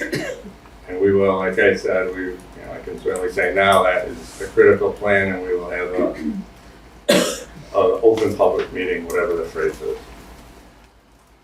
That's all I had, so thank you for letting me get through that. Appreciate it. And I know I went fast, but I want to really to the extent we can, leave as much time for questions. Mainly, this is just to show you what's in the documents. We're reviewing them now. We have not completed a review of any of those documents. So the question is, what is EPA's opinion of, say, the high groundwater table? You know, we don't have that now. We're still reviewing it. So it's to try and give a very broad view of what is in those documents should you choose to review them. And like we said on the SKIO report, the SKIO contractor is going to provide, I believe, sometime this week, their initial review. Again, that's an outside it's an EPA contractor, but it's a national contractor. It's not a Region 1 contractor. It's not a Region 1 project team contractor. They do this it's offered to all sites across the country. We do not review the draft. We do not review, it's not a draft. We do not review what they put out. They will put out whatever they put out, and we will post that without our comments. It is for the municipalities. We went through that. Support for municipalities, support for NGOs. They can take that.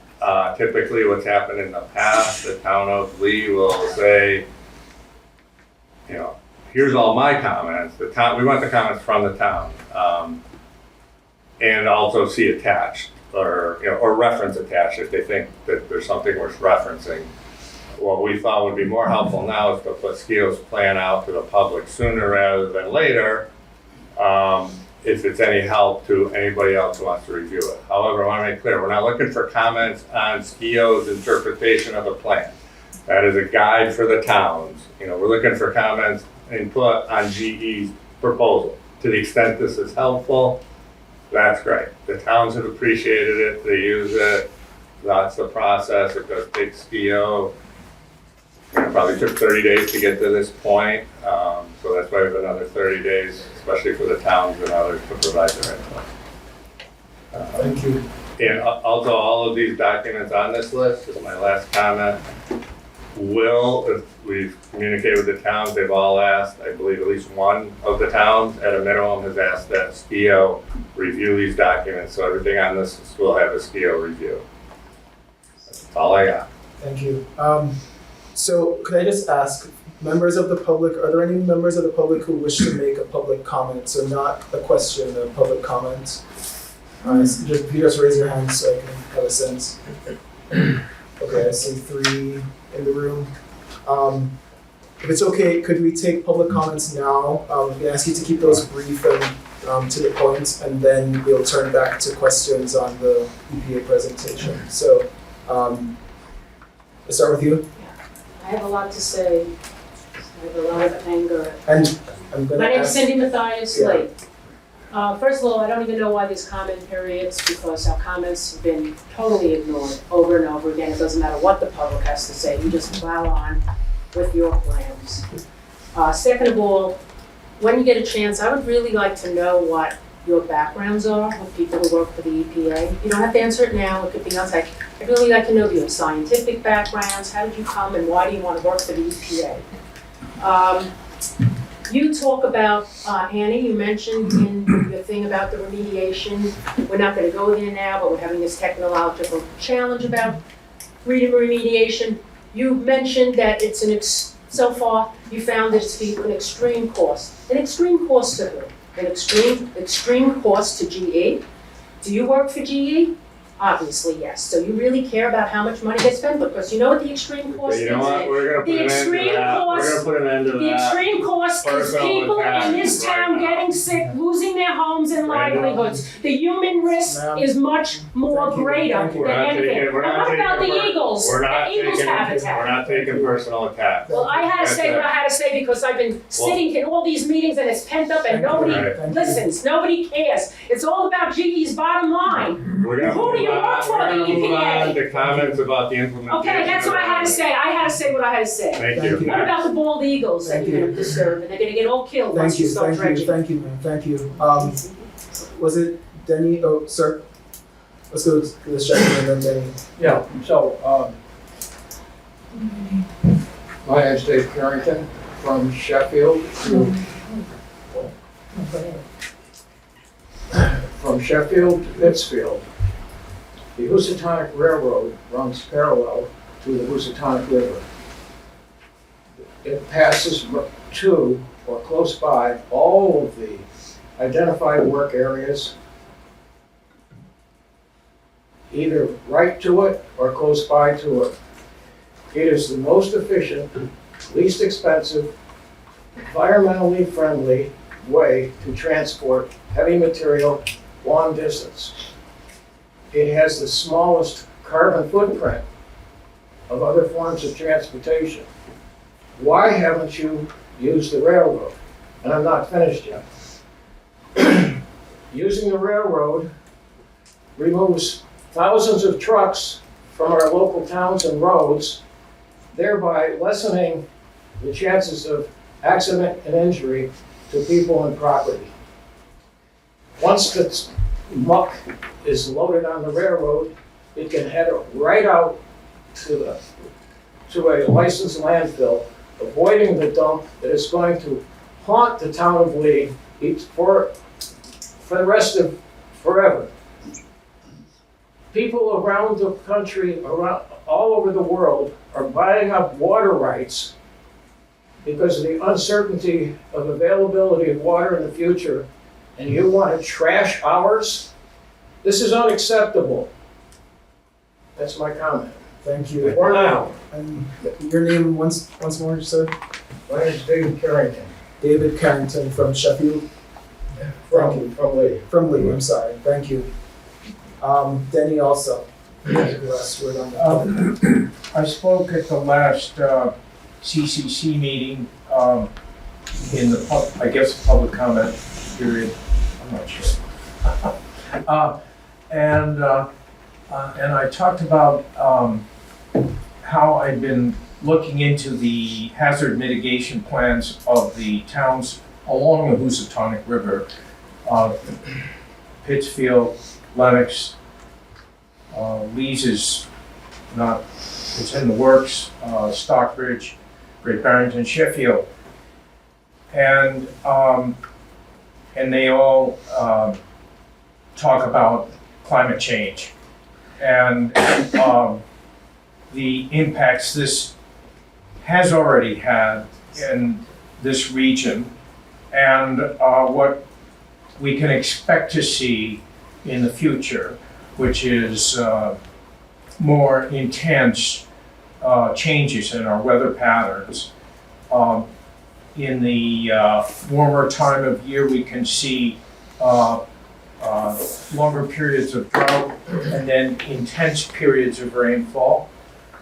And in the winter time, we are going to see more mixed rain and snow events, and on top of frozen ground. And we are in a time when we have experienced just recently 11 inches of rain in 3.5 hours in Leominster, causing a lot of stress on that community, including the cutting under things and spreading sediment around. We've seen as much as 9 inches of rain in the town of Berkshire, in the town of Conway, Mass. Not Berkshire Town, sorry, Conway. And with accompanied landslides. And as we sit here, Hurricane Lee is out there in the ocean, and it looks like it's going to go out to sea.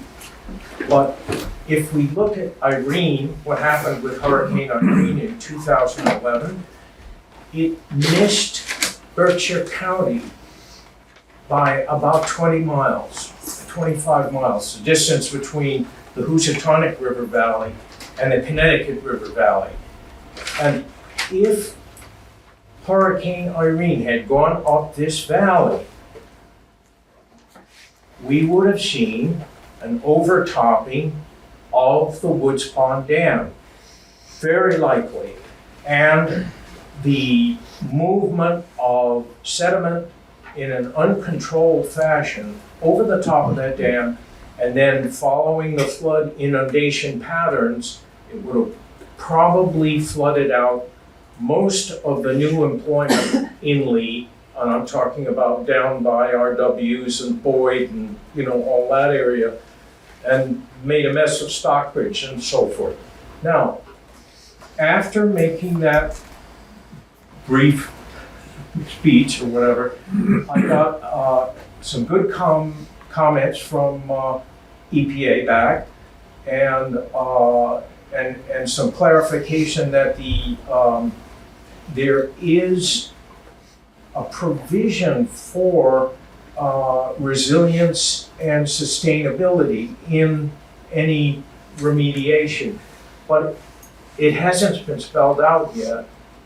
And I was wondering if you could clarify some more about when it will be clarified, because without knowing what the resiliency aspects of this, it's really tough to comment on some of the stuff that's we're being asked to comment on, and I would like to comment on.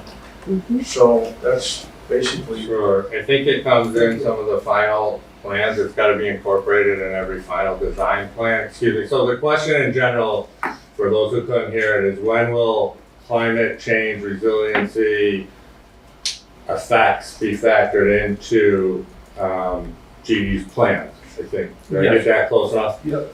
So GE has a broad site-wide plan that they had to submit, but they're required to, it's more generic, like we will incorporate this in every plan, but when they come with the final design plan, say for the Pittsfield Reach, they will have to incorporate or address all climate issues.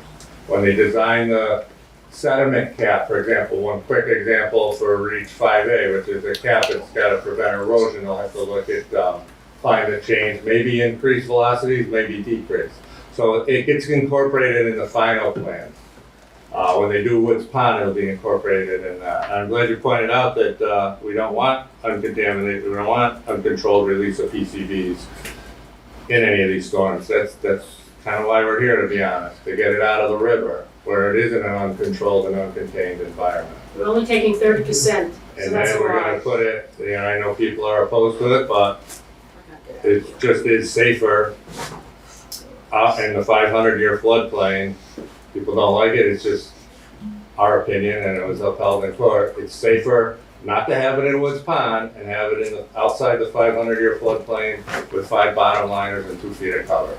That's our goal. People don't like it, I got it. The other hand is leave it there and wait for the flood and watch it go downstream. Thank you. If there is, say if Lee does hit, or the next storm or whatever, in the middle of the cleanup process, and it moves everything around, which these things have the power to do, as we know. There will be an interchange from the channel of the river to riverbanks and then out into the floodplain, certainly within the study area. Do you have the flexibility to go back in and redesign, or have you lost control by then? We have a certain, I don't want to get into specific examples. The question Danny had was if there's a significant change, say in the current conditions by a flood or a washout in a remediated area, does EPA have the flexibility? Yes, we have the flexibility. GE has to maintain what's called the performance standard, so they need to maintain the effectiveness of the remedy. If there's a big flood and there's significant movement of sediment that we think would affect the design, we certainly think we have the flexibility to address that situation, but we'll take that when it comes. We have fairly broad authority to make sure the performance standards, that's the key, the performance standards are met. And who owns the sediment once it leaves the where it is now, and say it comes down the main street of Stockbridge or Lee or whatever? Who owns it? That's a little speculative. I don't have an answer for who owns the sediment. GE's required to implement the permit do the remediation that's in there. There's always flooding and there's always a slightly additional deposition, and that's why we're going from basically upstream to downstream to get out what we think is the biggest risk. Okay, And thank again, you. back to the risk, the goal is not to remove every cubic yard or every grain of PCBs, it's to eliminate the risk we talked about at the beginning, the risk to human health from eating the fish, the risk in the floodplain. Thank you. So the goal has never been mass removal. Thank you. Thank you. Thank you to members of the public who made comments. We're gonna, Gail, is that a question or? Well, it builds on Um, Denny's, and I just want, would like Yes, Gail, if you to could brief. ask the question. So, in light of what Denny's saying about the disturbance of the area due to construction and whatnot, there's the whole transportation route, and one of the things that seems to be being encouraged is using Roaring Brook Road and possibly Woodland Road to get to the proposed dump site. And right now, those roads are, I don't think two cars can get on that road. So now we're getting into construction of a road from New Lenox Road all the way. So that's going to be going into the hillside, I would think, because mostly it follows along floodplain and wetland and whatnot in many of the cases, maybe not in all. So that's a pretty big cost factor, and it is going through a lot of priority habitat within the ACEC, all those streams that come down.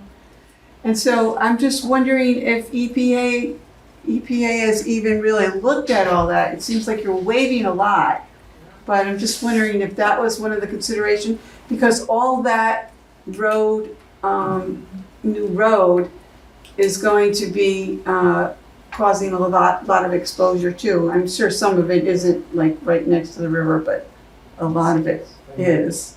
And I'm just wondering if that has been taken into consideration. And I also would just like to make an observation that I've never ever, maybe this is the way bigger projects are done or something, but I never really understood how GE could get a permit to do what they're doing without having all the facts and the information available. They're still finding it. I find it hard to believe that we're even doing a baseline wildlife habitat study in that area when the rest of the ACEC has been studied extensively.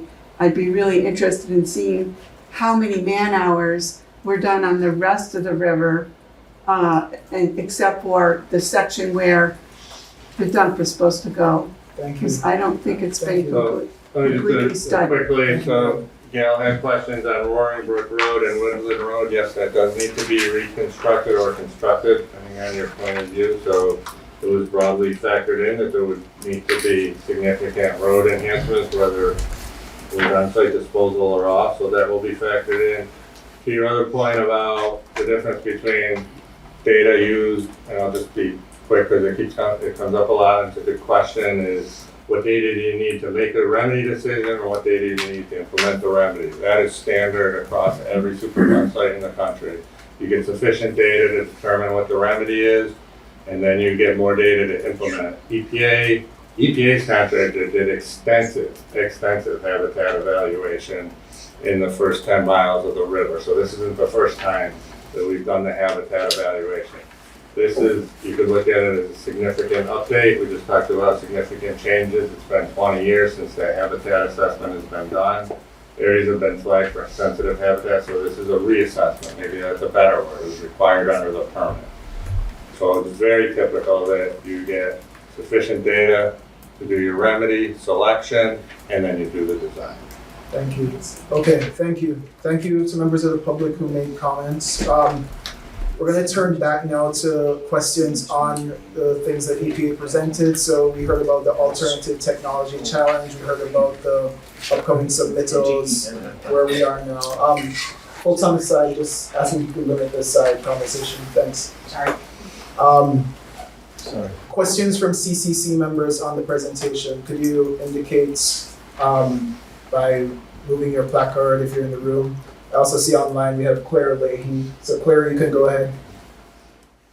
Oh, I just want to make a comment on the upland disposal facilities preliminary plan. And I think the habitat evaluation was very thorough, and I just can't believe when I read all the data they collected of birds and wildlife, and pointed out the fact that it's 70% vegetated, which is something I've been arguing about for ages. It is not a big sand pit, that this is a beautiful area with wetland and 3 vernal pools, which were all documented, and an intermittent stream that goes through the property. And that was all documented and evaluated. And despite that, I guess all of that is being waived. And even one of the vernal pools where they found egg masses of wood frogs, and they went back and saw the tadpoles, and then said later on in the season that it was dried up, so it wasn't a real viable vernal pool. Well, I'd like to see a picture of that dried up. The pictures that you put up there with that study were fantastic. And you showed pictures of the vernal pool, but you never showed it dried up. And so I still want people on this committee to understand that this is a beautiful diversified area with tons of wildlife and tremendous habitats for all different types of animals and birds and plants. And it's beautiful. Please make sure that you walk down Woodland Road and see it. Thank you. Thank you, Claire. Thank you very much, Claire. Yeah, glad to hear that. I was pretty sure we had good documentation. Not an expert on vernal pools, but that's why they're vernal. They do dry out. That does not preclude it from being a certified vernal pool. It's just a minor point. But yeah, most vernal pools do dry out. And that's why they're, well, not why, but just one of their features. And yes, it's a big parcel. It's 70 acres in size. The habitat, like you said, is very lush, significant, whatever the word is, for a good portion of that parcel, but certainly not all 70 acres. So yeah, and yeah, the GE, I'm glad to hear you were satisfied with how they characterized the habitat. Thank you. Thank you. And Claire, this has been an issue you've been raising for some time, so thanks for continuing to do so. Judy? Judy Herkimer Heel, can I ask Scott a question? Should ask EPA the question. You can ask your question to generally. I'm not sure we can ask one person. So, is that a yes? Well, why don't you ask the question, and if I can't answer it, I'll have Scott answer it. Well, because I want to ask Scott because of his background. So, can you give us a wild estimate, non-binding of course, on when the fish consumption advisory signs will be down? In Massachusetts Down? and Connecticut. You mean installed? I don't know what you, could you clarify what you mean by down? Do you mean installed or taken down? Down forever. When will, so let me see. When will the fish This will and be biota be rephrased. able to be consumed? So the question is, when will the DPH, Mass DPH, I think, I don't, correct me if I'm wrong, the question is, when will Mass DPH and Connecticut DPH be able to relax or remove the fish consumption advisory? Not relax, remove. Remove. Well, that, first of all, it's up to Mass DPH. EPA has estimated, that there'll be significant decrease in the PCB concentrations in the fish. And it will be at least 15 years after the remedy is done in each area. And the fish will be sampled and we'll see what the data says. I'm never gonna commit that there's a date certain when it can be removed. Also, it would probably never be removed in Mass because there's a statewide mercury fish ban. So if you're talking specific to PCBs, The goal is to significantly reduce the PCB concentration in fish for people who are eating fish right now and are incurring the risk. So any reduction is good. Hopefully it's significant reduction. I think the proposed plan showed 95% reduction of PCB fish tissue content in Woods Pond. In any scenario, with or without signs or do not eat, people are eating that fish, and they're much better off eating fish with 5% of the PCBs now than 100%. Thank you. So there you have it, and so it's going to be a very long time before the biota have negligible levels. And I just want to say that, you know, the international body of science and scientists and researchers show that no PCBs is the only safe level, and that PCBs, one researcher, Susan Shantz, many years ago, demonstrated that there's adverse effects to living tissue at the parts per billion level. So we're leaving behind very high levels, very high quantities. As you know, it didn't work out well in the Hudson. And we're just going to be a repeat of what's happened at the Hudson by not taking out more than 25 or 30% of the load that's in the system. And I don't know what to do about that. Thank you, Julie. That's why the plan is never gonna work. Thank you. Other comments or questions from CCC members?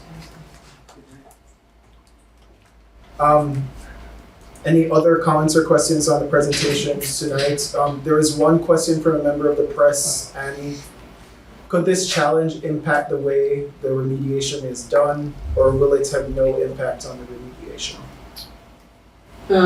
So again, just to be clear, the challenge is not going to change the fact of the UDF, right? The landfill is part of the remedy, so nothing is going to change that.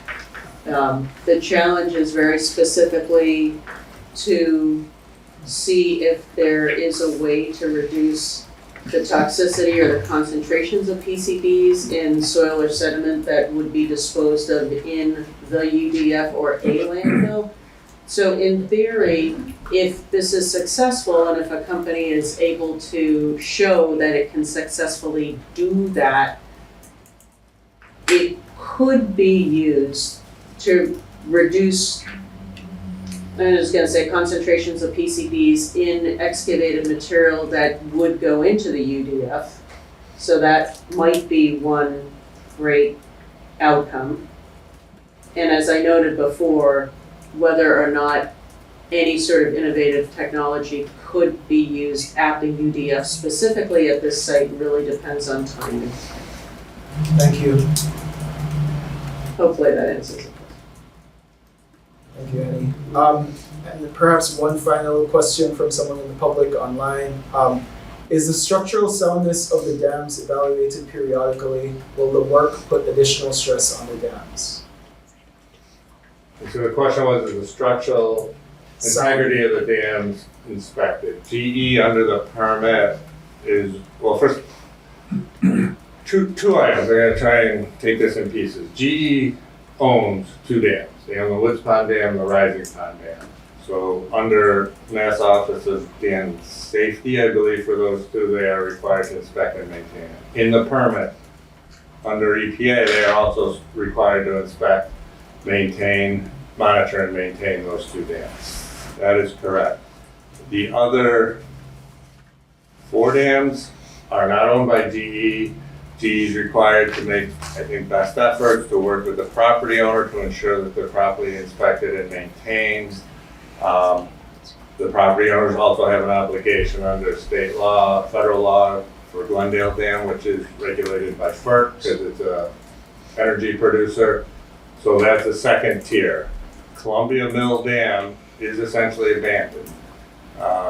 the current property owner does not do a very good job maintaining it. One of the benefits of the settlement agreement and the permit is that GE will be required to remove that dam. And there's requirements to inspect it for integrity without getting into each individual example, to keep that so it won't have a major failure, to the best they can prevent it prior to getting down to where they can remove the dam. But that dam removal is not going to be for about 10 or 11 years.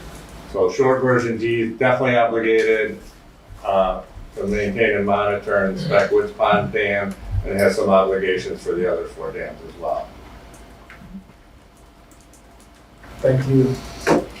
And then, sorry, will the work put additional stress on the dams? Will the work put additional stress? I don't foresee it putting additional stress. If anything, once Woods Pond Dam has 300,000 cubic yards of sediment from behind it removed, it should have less stress on the dam, if that's possible. It's the water that's really the stress on the dam, to be honest, but it will have more capacity. It'll obviously have more drainage basin. It'll have more water behind it as opposed to sediment. So I don't see a significant effect either way based on the remediation. Thank you. If there are no other comments for tonight, Charlie, you got one? Since Dean brought up dams, or somebody brought up dams, for John, are you involved in the Bel Air Dam in Pittsfield? John Ziegler, did you get that? No, Charlie, I'm not. That would be the Office of Dam Safety that's involved in that. Because there's a dam that's in Pittsfield near Wacona Park that has been, the Eagle article saying, that's coming down, and there's all kinds of contamination behind that. They never mentioned PCBs, but there could be, because stuff from Lanesboro, it could have been seeping down. So For those who couldn't hear, Charlie asked about the project in Pittsfield, Massachusetts on the West Branch, where the state, I think it's, I forgot, DER, Department of Environmental Restoration, is doing a dam removal. DCR. DCR now? They keep changing their name. No, DER isn't doing this one. Oh, they're not doing DCR it. Thank you, is Jay. doing it. DCR is doing it. Some entity in Mass is doing it. The dam is about to fail or has failed. So yeah, John, they are doing significant, I just read the article, this is all I know. Significant sediment remediation, and Jane can weigh in. And I never know like if that goes through your group at DEP or if it's just handled with DCR and they make the decisions, but Jane wants to weigh in. It is going through the Massachusetts Environmental MEPA. Policy Act office. This is Jane Wynn from BEAT. It's going through the MEPA process, and we'll be taking comments soon. I don't think they've filed as of today, but it's going to happen soon. They've had one public meeting trying to sort of get public comment, more or less. But there'll be official comments coming up. Great, thank you, Jane. Thank you. John, I can send you the article, that's all I got. Thank you. Okay, any further comments for tonight? Well, I'd like to thank everyone who came here from near and far, especially the leading citizens and residents who joined us. Look out for info on public meetings from EPA, on the upcoming documents as they shared. We're also sharing updates from Tim Conway and John Kilbourne on the issue of comfort letters when they're forthcoming. Thank you to everyone who bared with the technology tonight. I also want to point out the meeting is being recorded and will be aired on public access TV, so hopefully you're able to watch after, and we'll share that link to the recording when it's ready in our public list. Anything else for tonight? We had requested monthly meetings or an increase in frequency of meetings because people have a real knowledge deficit on what's going on, and they want to know what's going on. And these meetings don't serve a purpose because they're too jam-packed. There's too much going on documentation-wise, and people need more guidance, step by step, on what's going on, where they can participate, how they can participate effectively, and to understand the amount of information that's being disseminated, and the frustration level is very high. So we asked for more frequent meetings, never got a response. Now there's this new kind of theme going on with EPA where we ask things in a good way, and if you choose not to answer, you just ignore us. So that's frustrating for me, but you know. But I guess we've gotten used to worse. So what about a Connecticut meeting? What about more frequent meetings up here? You know, how are you accommodating the community that is really upset that their single asset that they work their entire lives for in their home is going to be devalued? Many of them are thinking about moving out. The terror, I mean, would you do that to your grandmother or your mom? Thank you. Can we respond? So what about more frequent meetings? What about maybe smaller meetings, maybe a Lee meeting? Do something for these people, please. Thanks. Yeah. Thanks, this is Kelsey Dumbo, EPA again. That was directed towards Abby. Well, CBI is contracted, but, I mean, we can. No, it was directed towards Dean. Sure. Well, I'm not, Kelsey's the community, I'll Respectfully, answer. yeah. Kelsey's the community involvement coordinator, and she will answer the question. How's that? that's, Yes, sir. thank you. Yes, sir. We are putting in a lot of effort to try to engage more directly with the residents of Lee. There's a number of ways that we're well, no, I'm sorry, Judy, but you're not a resident of Lee, correct? I am an NGO, a stakeholder I'm aware, group so with many stakeholders and members of my entity that Agreed. come from Lee. I'm not discounting that. I'm just trying to explain to you how we're trying to work with the community that is being impacted by a lot of the information we're sharing right now. So there's a few things. And, you know, we had a lot of information. I was going to speak more to community involvement, but the agenda, as you mentioned, was very full. We're meeting bi-weekly right now with the town administrator in Lee. We have been meeting individually with the select board members on a regular basis. We're trying to hear from the elected officials in Lee who represent the community on how best to do outreach there. Dean already mentioned that we're looking at having a public meeting in November, likely another one after the new year when the final design comes out for the UDF. We are also working on how to communicate directly with, again, the residents in Lee. Part of that is I'm putting together with CBI's help, and Ashlyn is on the line. She's been doing a lot of work on all of this to reach, probably put a mailing out, find a way to, without knocking on thousands of doors in Lee, talk directly with the residents so they know who to pick up the phone and call at EPA. And I hope you would agree that it's fair to say whenever you email or call, we do respond. We don't ignore. And we're not going to be having more regular CCC meetings. We have 3 to 4 a year. That's been the process. It's been impactful. We want to reach, as you suggested, the people that don't come to these meetings. And We need used to find a have better monthly way to do meetings that. before you came on I've been board. working on the site for 10 years though, so. Before we came on board, when things Okay. got very busy up in We're- Pittsfield, we had monthly meetings. Sure. So I think, I don't want to take too much more time on this tonight, and we can follow up, but as the work continues, we will be having more meetings. And Dean already outlined, I just reiterated how we're doing that. Behind the scenes, we're also trying to do more to find the best ways to reach those people who don't have time to come to these meetings, who have kids, who have other schedules. I know that, I understand that. So we're open to ideas on how to do that. We have tried with help of everybody at this table to increase our email list, to just try and reach out more to people who maybe don't get information. We're not getting a ton of feedback that way, so we're trying to find better ways and are always welcome any input on how to do that. You need a larger venue, which we've said since we started coming here. I guess Lennox Library is now closing at 7.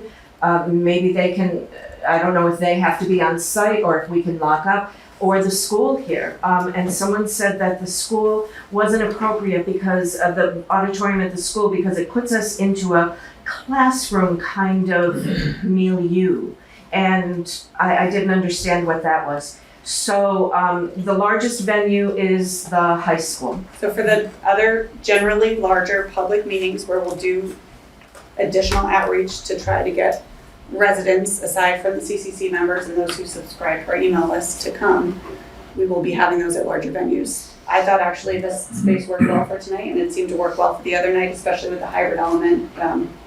It's tough to get a good venue to do a hybrid meeting in. Thank you, and your concerns are heard, Judy, thank you.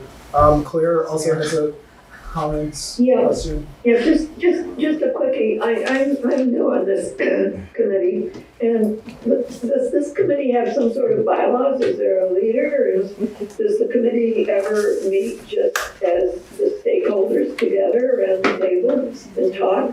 I mean, these are meetings that could be called together by this. I saw one list with all the stakeholders and who they represented, but I haven't ever seen that list before, and it seems like it would be a good idea to have that list out there so that these people can get it. I feel like I'm part of a committee that's like advising you perhaps, and you're calling the shots on when we should meet. Can't this committee, and I'm going to ask Judy this, get together on their own? Is it necessary to wait to when we're with EPA? Can't we get together and talk about what our concerns are to get together on those as a committee? Thank you, Claire. I'll just say, what's within my control, I'll share the list that we have of members after this meeting. There are bylaws that were, I believe, last amended in 2005, which I think we can share as well. So we'll share those two documents. 2005. Anything else for tonight? Sir, last word. Yes, is there any way we can participate in designing the routes and methods of transportation of the materials on the river?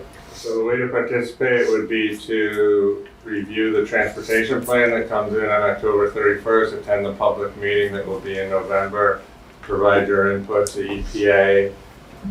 The reality is EPA is the decision maker. That's the way federal law works. That's the way federal Superfund works.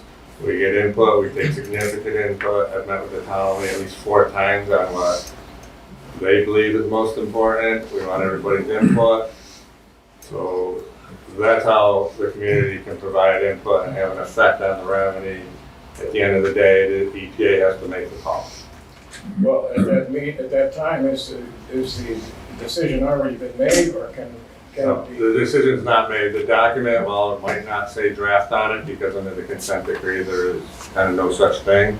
They provide a document, we get public input, we can accept, we can conditionally accept with significant conditions, or we can reject. So it's not a final document, if that's your question. Thank you. Okay, I think with that, we'll adjourn for tonight. We'll be in touch with our notes as well as details about the next meeting when that takes place. Thank you all. Good night. Well, Gail? Recording stopped. At least we hear. At least we had dinner. At least we had dinner.